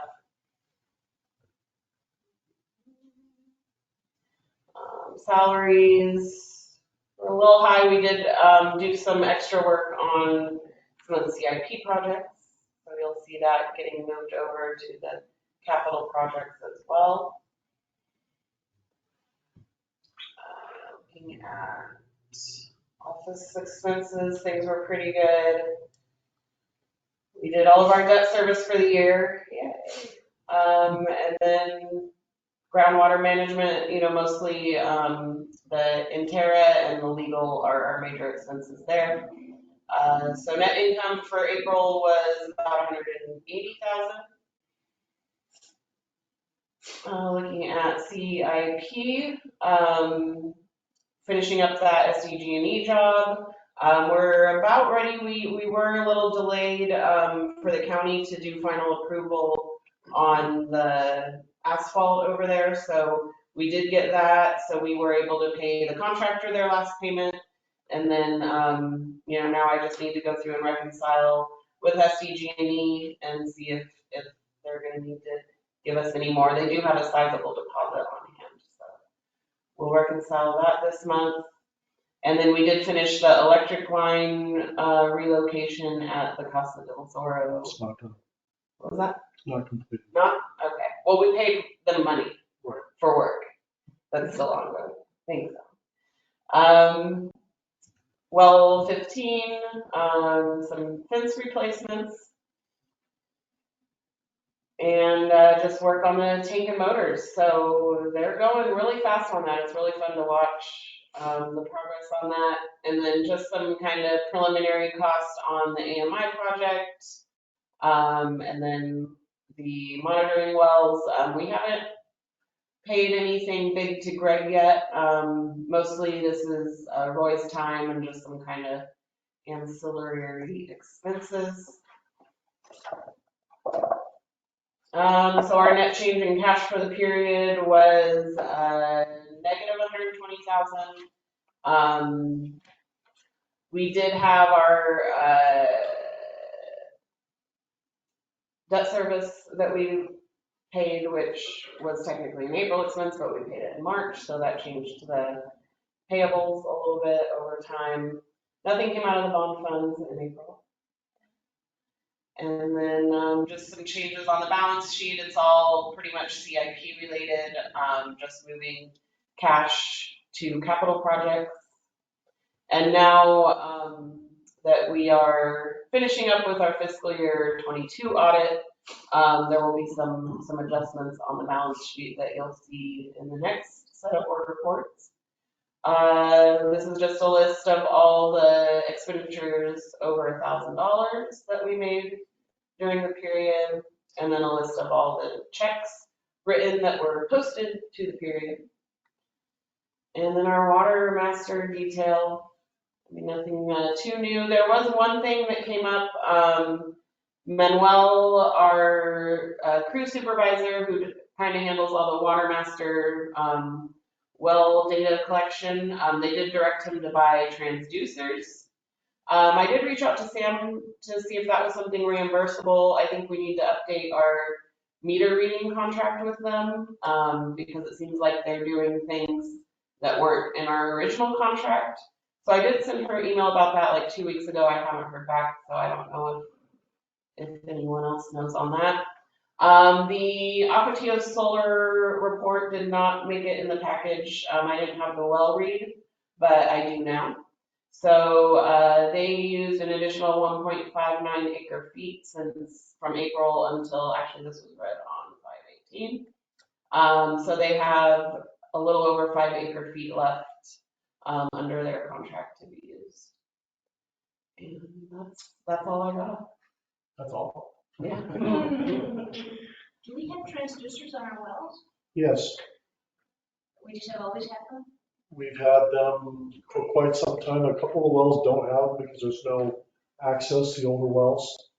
But 7 out of 9 wells have transducers. What she's referring to as far as water master, they're requiring us now to do transducer downloads and manual reads at each well every other quarter. Also, we have some additional stuff reporting for the state where we have to do monthly transducer downloads and provide them with that information. It's just one of those things that the state says we got to do, we got to do. We can't argue. Any questions for Jessica on this report? Public? Okay, and we go from Jessica to Roy. Everything is working normal with the wastewater. You know, the flows are getting low now. There's less people in town. Other than that, everything is normal. We have Greg drilling that came back Sunday. They started drilling again yesterday. They saying by the end of the week they're going to be done. With the monitoring wells? With the last well. So they're there. Yeah, it's going fast, you know. They're 40 and 100 feet, the two depths, or the 400 and 900. Yeah. So I mean, it's a good thing, you know, that they finish it, you know, with all those wells, but I don't know how good it's gonna be after we start testing whatever the state wants. You know, hopefully we're not gonna have those nitrogen levels that Trey found over there at the agriculture. Because then we know we're gonna do a lot more testing if that's happening. And again, if it can happen because we're near the golf course, they fertilize that golf course a lot. Downhill of it, aren't we? Yeah, and it's downhill. So, you know, like, it can happen. I'm not saying no, but again, we just gonna have to fight it or do something. That's the good reason to have it on each side, huh? Right? It should be higher on the right Yeah. south side than the sink side. Yeah. But again, we don't know yet till we start testing. Yeah. And then there's my report, that's, usually whatever we give you guys as part of whatever sent to the state, that's just a basic, because with the state, I include all my back feed from the lab, all the results, I send it to them. I usually don't send it to you guys, but I can include it, otherwise it could be like really big work, I think we should ask you. I think this is good for the board. Yeah. Great, very excited about the results. Yeah, but do you know when we'll get our first sample? I don't know, because, after we finish, due date is gonna send the final to the regional board, and then after that, after they accept the well, then they approve them, then they're gonna send us a letter, okay, this is what we need. So, I don't know. I hope there's not gonna be a lot of testing. Thank you, Roy. Yeah. Mr. Ash, wrap it up, this section. Good morning, or is it afternoon yet? Good morning, everybody. Sorry. So I got quite a few things going on in operations right now. First item, for water production, April we produced 109 acre feet, May 116 acre feet, directly related to temperature, I'm assuming. Water use goes up when it gets warmer. Second item, as everybody's mentioned, twin tanks is nearing completion. The tank is complete. All the flanges are on, customs, the ladder's on, everything's on. The only thing that is left to do now is the connections, piping connections. We're working with a contractor on that. I turned down his piping he was going to use. They brought a few sticks of piping that was not acceptable, so I made them exchange all of that. This coming week, he'll start doing that. The procedure will get the piping in. We'll get a back T sample on that to the lab, make sure that's good before we start filling the tank. Simultaneously, once that sample comes back good, then we can start to fill the tank. We'll fill it about halfway up. Then they'll take more samples to make sure we've got adequate chlorination. The tank contractor will do disinfection at that same time before we start filling inside the tank. They'll basically spray solution inside the whole tank to make sure that everything's sanitized. I spoke with them about that. I'm still yet to hear back from DEW about them scheduling an inspector to come out. I've still got some time, so I'm not too concerned. Hopefully I'll reach out to them and get their response. But that tank's near. They're starting the Ramshill 2 tank right now. They're on that. That'll be completed probably another 4 to 6 weeks, hopefully. Once they get rolling, it goes pretty fast. And then the final tank to be done will be Indian Head, but that one won't be done until I have twin tanks in service completely. I don't want to lose the storage capacity of the spare tank that's there. So they'll come and when they start the Indian Head tank, they'll demolish the Ramshill 2 tank, the old tank at twin tanks, and they'll demolish the Indian Head tank at the same time. When they start on that, Indian Head will be operating from ID4, basically without a storage tank. So we have a booster station to provide pressure, which I'm working on another upgrade at that booster station as well, since we're talking about it. We determined that we probably are going to need to have dual pumps at that station instead of just one single pump. So we have some protection in case one pump goes down, we can switch to the other pump, in an emergency. So I'm waiting for pricing on that. Basically, we're going to go ahead and proceed with doing that. It shouldn't be a ton of money.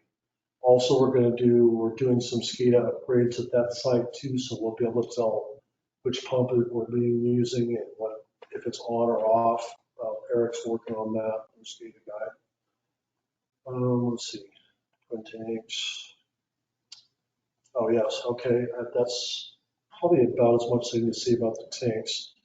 We finally got the engine replacement at Wilcox worked out. The contractor is going to use Brack's company, who we recommended. They did the original stall on that system out there.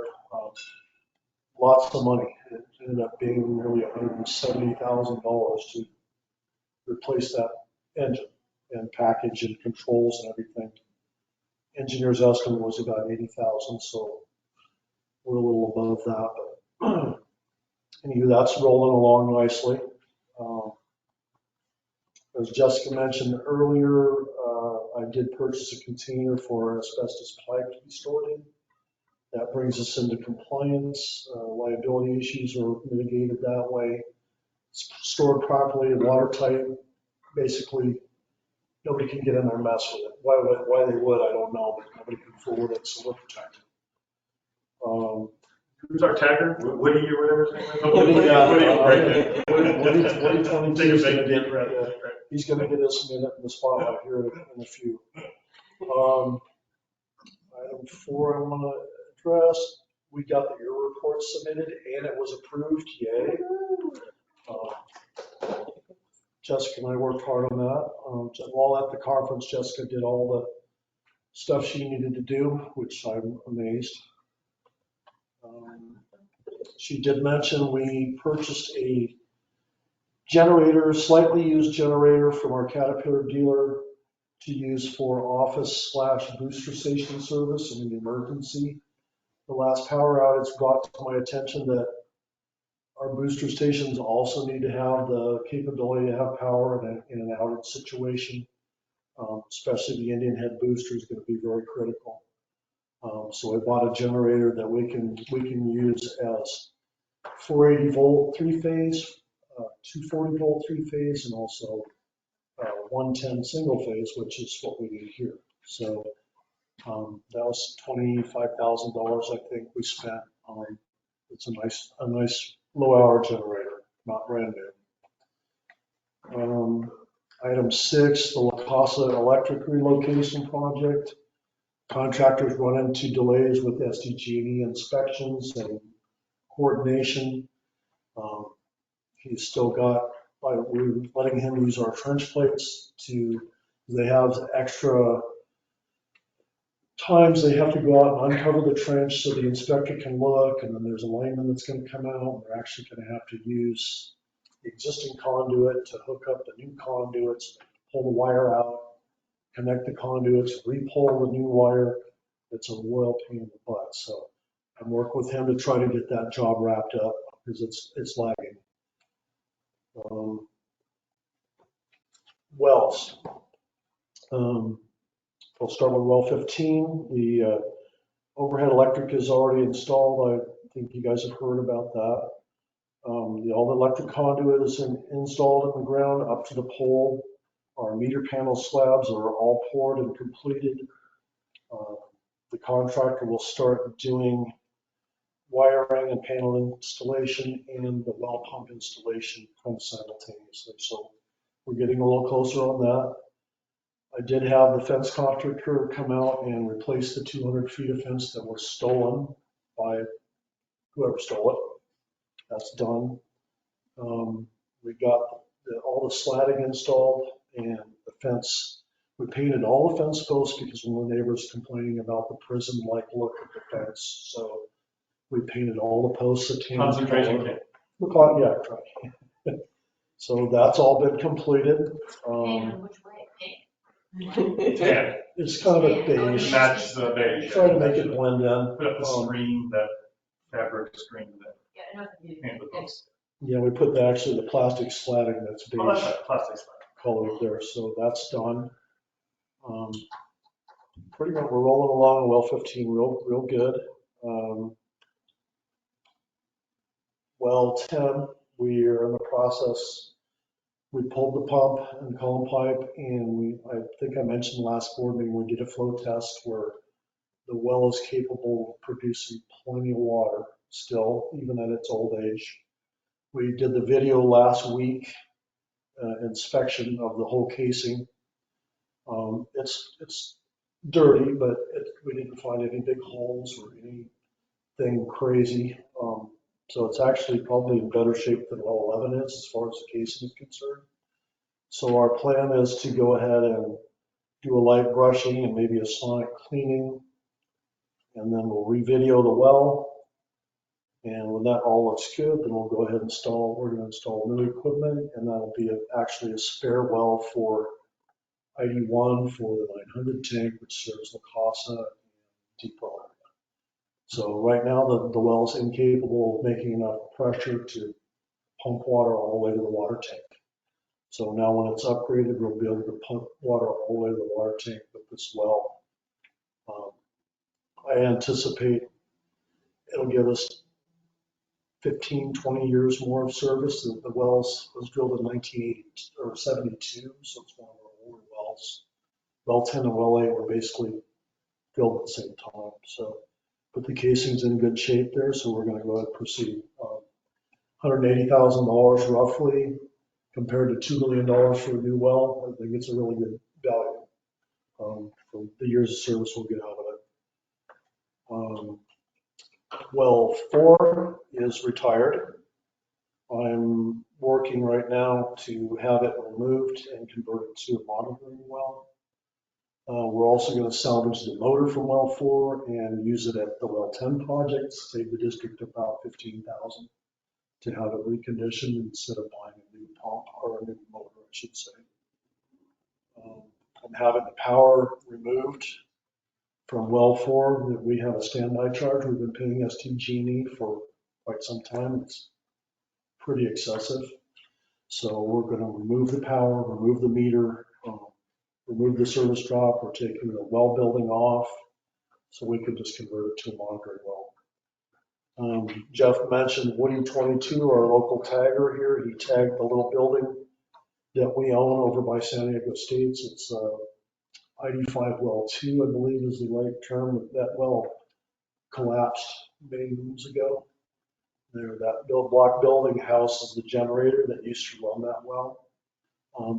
They've tried to break into the building several times. The guy tagged the well, so we're going to have the power completely disconnected there.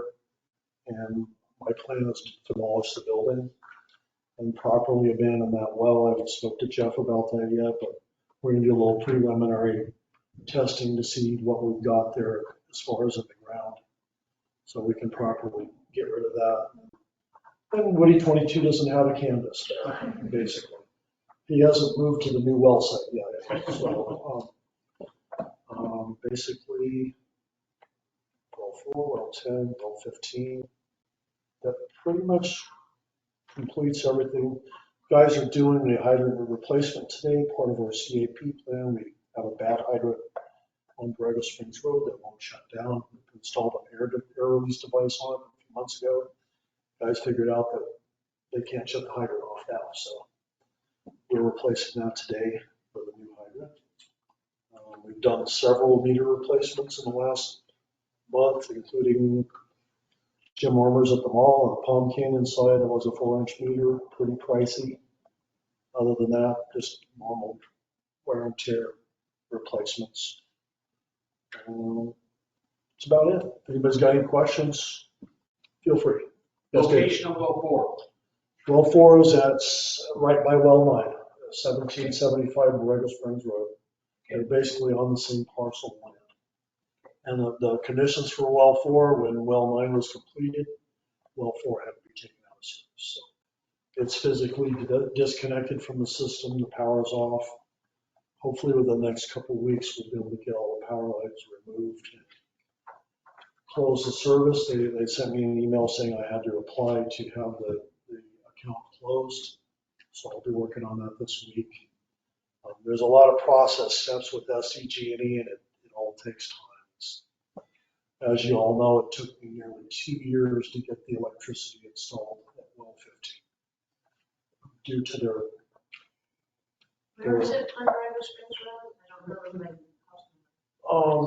Well, Borrego Springs Road, it's 1775. It's about a 3/4 mile north of Christmas Circle. That's well 4. Right next to not our new well anymore. Our new well is 515 by Santiago. Our old new well was the one out of Borrego.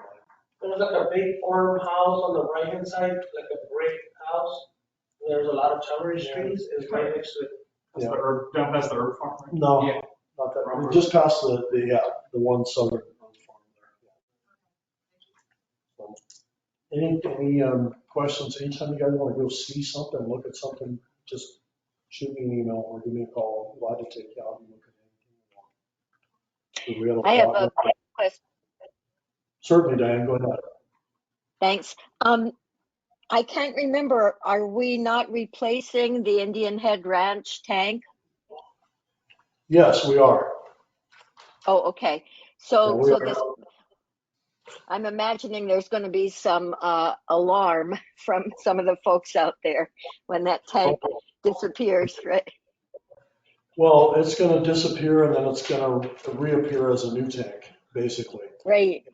They're all well. I've made contact with all of the HOAs concerned as far as us doing the work and being cautious with the roads and mindful of working hours, so on and so forth. But yeah, that tank will be demolished and then we have to build a new tank back right in the same exact footprint. Whereas the Indian Head will be at Rams Hill and Twin Tanks, we were able to actually put the tank beside the old tank. So that's why I'm doing the upgrades to the booster station, because they're going to be very reliant on that booster station for power and pressure. And not only that, if we ever do have to abandon well 18 because of nitrates or arsenic or whatever need be, then or age, then we won't ever have to put well 18 back in service. We'll be able to provide pressure from the other wells. Ah, okay. And how long do you estimate it will be between tearing down the old Indian Head well and tank and putting up the new one? It's probably going to be at least another month before we're ready to come in and do the demo on the existing tanks. So 4 to 6 weeks probably before we start the Indian Head tank. And how long until the full service? It's going to take probably about 2 months to get it all in service, get the connections done. There's quite a bit of dirt work that has to be done. We have to over excavate once the tank's out of the way, we over excavate the pad and make sure it's compacted, and we'll do testing to make sure it's compacted underneath. That's a little tricky up there. There's a lot of rocks, so it complicates things a little bit. But about 2 months, I think, is what the time frame's looking like for twin tanks. So I'm assuming it'll be about the same once they start. Is that good, Diane? Yep, thank you. You're welcome. Any other questions from directors? Any questions from the public? Thank you, Alan. Thank you. We move to staff reports, and we start off with Ms. Del Bono, who is with us. Hi. Well, I don't think my staff report's going to be quite as long. Customer service, things are actually running really smoothly. Val has been on vacation, so this has been a good test for Laura. And as I said before, she's doing a great job this time.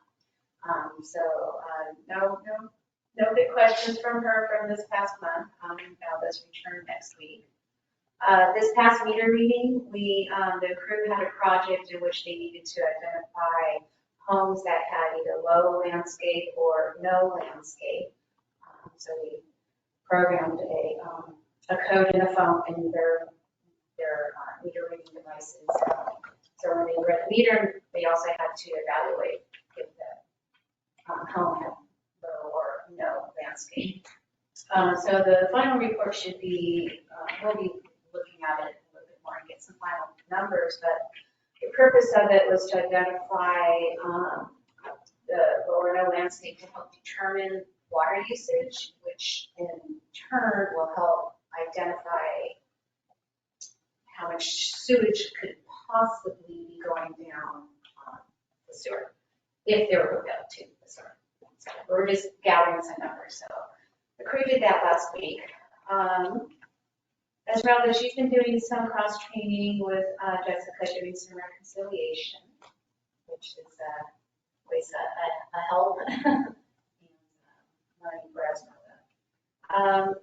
I am in the process of doing, helping get together a couple grants. One is for the nitrogen removal at the wastewater plant, and then the restoration of the newest property that we acquired to hopefully return it to its natural habitat. So kind of going through that process.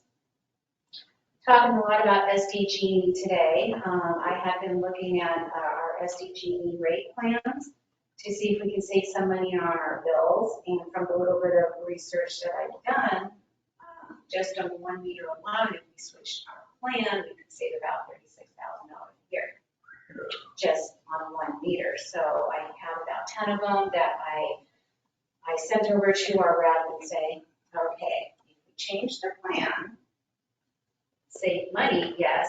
Is there anything unanticipated surprises? There's no free lunch, right? Right, if we do What's that plan for? switch. But, I mean, from what I've read, it seems like a pretty clear cut. So if we can switch the plans, or there's no unanticipated surprises, then we'll be seeing quite a bit of money. So, but you know, go Diana, go. Yeah, so. And then last month, we installed the meter over at Dollar General. So I was like, yay, so I'm going to buy it. Done. Right? I'm like, it makes all people really happy and stuff a lot. So I'm sure you've seen some work that's been going on over there. But, you know, that they have been going through the process. They have their sewer fees, water fees. Right.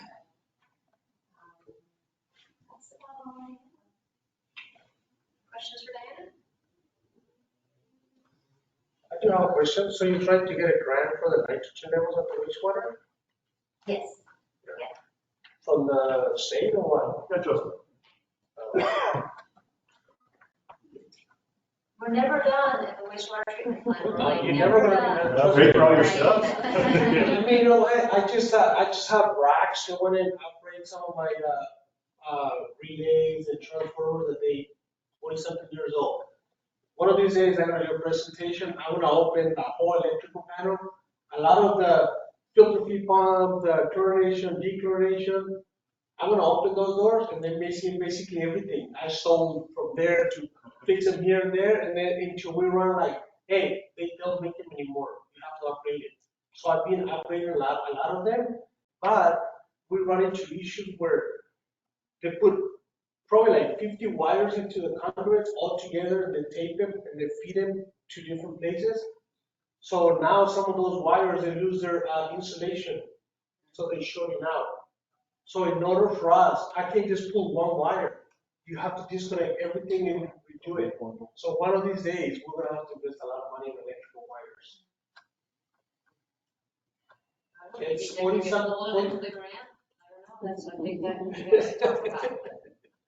It is an upgrade to the, I don't know, if that's grant eligible or not. Yeah, I mean, who knows, maybe we can even apply for a grant for that.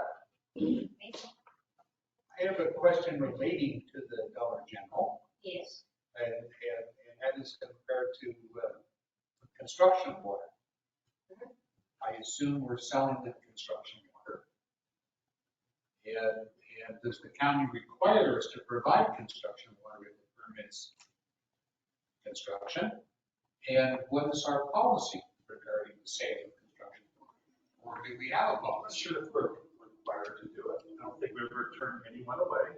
Anyone that comes in saying, hey, I need construction water, I think we either accommodate it by putting in a meter in a rare case, or showing them the operation of how to take water here from the district office. And the No, they have a construction meter. They have a construction. That's what I'm saying. I thought it was like construction in general, that either they get a meter or we tell them to come over here and fill it up. Or we tell them to go by the American Legion and fill up. So depending upon the circumstance.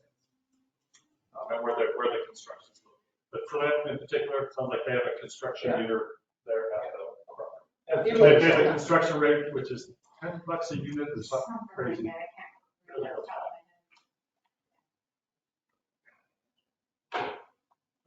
Any other questions? Anybody from the public? Well, I guess we should go through the whole group. Jessica? All right, back to me. A lot going on. I did attend the Aqua conference last week with Gina. Was that 2 weeks ago now? I don't Went to some interesting seminars. As I mentioned, JPIA kind of did a deep dive on where they are with all their insurances. I think this is going to be our third year having cyber liability coverage through them. That is a very hot industry. Expenses seem to be ballooning there. They are able to keep our rate pretty reasonable for this next year. They do offer a lot of tools with that policy, which is really cool. I met with somebody virtually a couple weeks ago about a kind of like an online storage cloud where we can put like our emergency response plan, our IIPP, any sort of breach plan in their cloud. So if our systems aren't working, it's kind of an outside source. So I'm working on getting everything uploaded to that, which is pretty cool. And we can even give like the board members access or, somebody, so that if we do have any incident that prohibits us from using our systems, we can still access all the important information. I also went to a seminar that Lucy from BBK did. That was fun on financing. Not really anything new that I wasn't aware of, but it was a good reminder. And then I did go to a good one on rate affordability. So they had a lot of representatives from other districts on what they're doing to keep their rates low. I was surprised to hear that a lot of other water districts rate increases are in the 10 to 13%, whereas I feel like we've kept ours a lot lower, closer to the 5%. And they just kind of stressed that, for customers that can't afford their water, it seems like our best route is to partner with local organizations like the Ministers Association. Some districts, I think, partner with United Way. So, that might be something if we need more resources for that to look into. Let's see, on other things, we got the ear done. We got the first round of drought reporting done. So that's going to be a quarterly thing going on out. So it was nice to get those checked off the list. We did get our draft audit report a couple weeks ago. So I did have Esmeralda post that to the website. So it is available for the public to review, for all of you board members to review. And then we're going to see if the committee wants to do a meeting, we will. If they don't think it's necessary, we'll probably bring that to the board next month. And then just getting the Prop 68, our first grant reimbursement request together. So all the sub-grantees did get me all their information by, the 16th. It was due the 15th. But now I'm compiling everything together to send to the state. We are hoping that since, it is the first request, so it might take a little longer than subsequent requests, but we're, just gonna give them everything as soon as we can. Like I said earlier, I'm hoping to get that in by Wednesday or Thursday. However, we did hear from Chris that he's going on paternity leave, so I hope that doesn't delay anything. But he did give us another contact, and I intend to pester her. And just that's about it that I can think of right now. Nice work.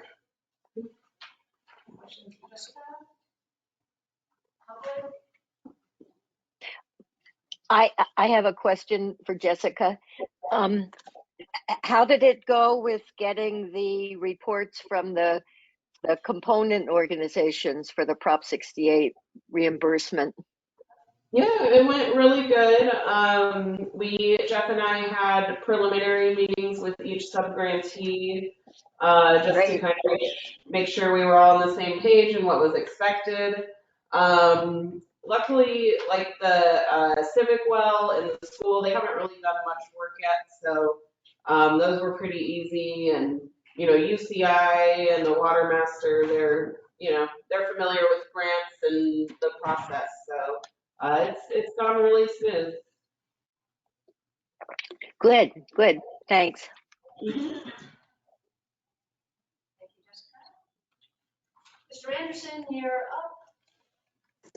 up. Sure, just real briefly, Cyrus shared with you the status of some legislation, but one of the other big hot topics in Sacramento is, and I think my camera might be stuck, hopefully you can still hear me, is some new water rights legislation to give the State Water Board a lot more power over surface water rights diverters. Obviously something that doesn't impact most or all of Borrego, but it is the hot topic of the year. And so we'll track that really closely. There were 4 or 5 bills introduced to greatly expand the powers of the State Water Board, but word on the street is at least 1 or 2 of those is likely to pass. And so it's going to be, depending on which ones pass, it's likely to be some version of a sea change to the way that surface water rights are administered in the state. So I'll keep you updated on that, but nothing to report concrete at this point. Happy to answer any questions.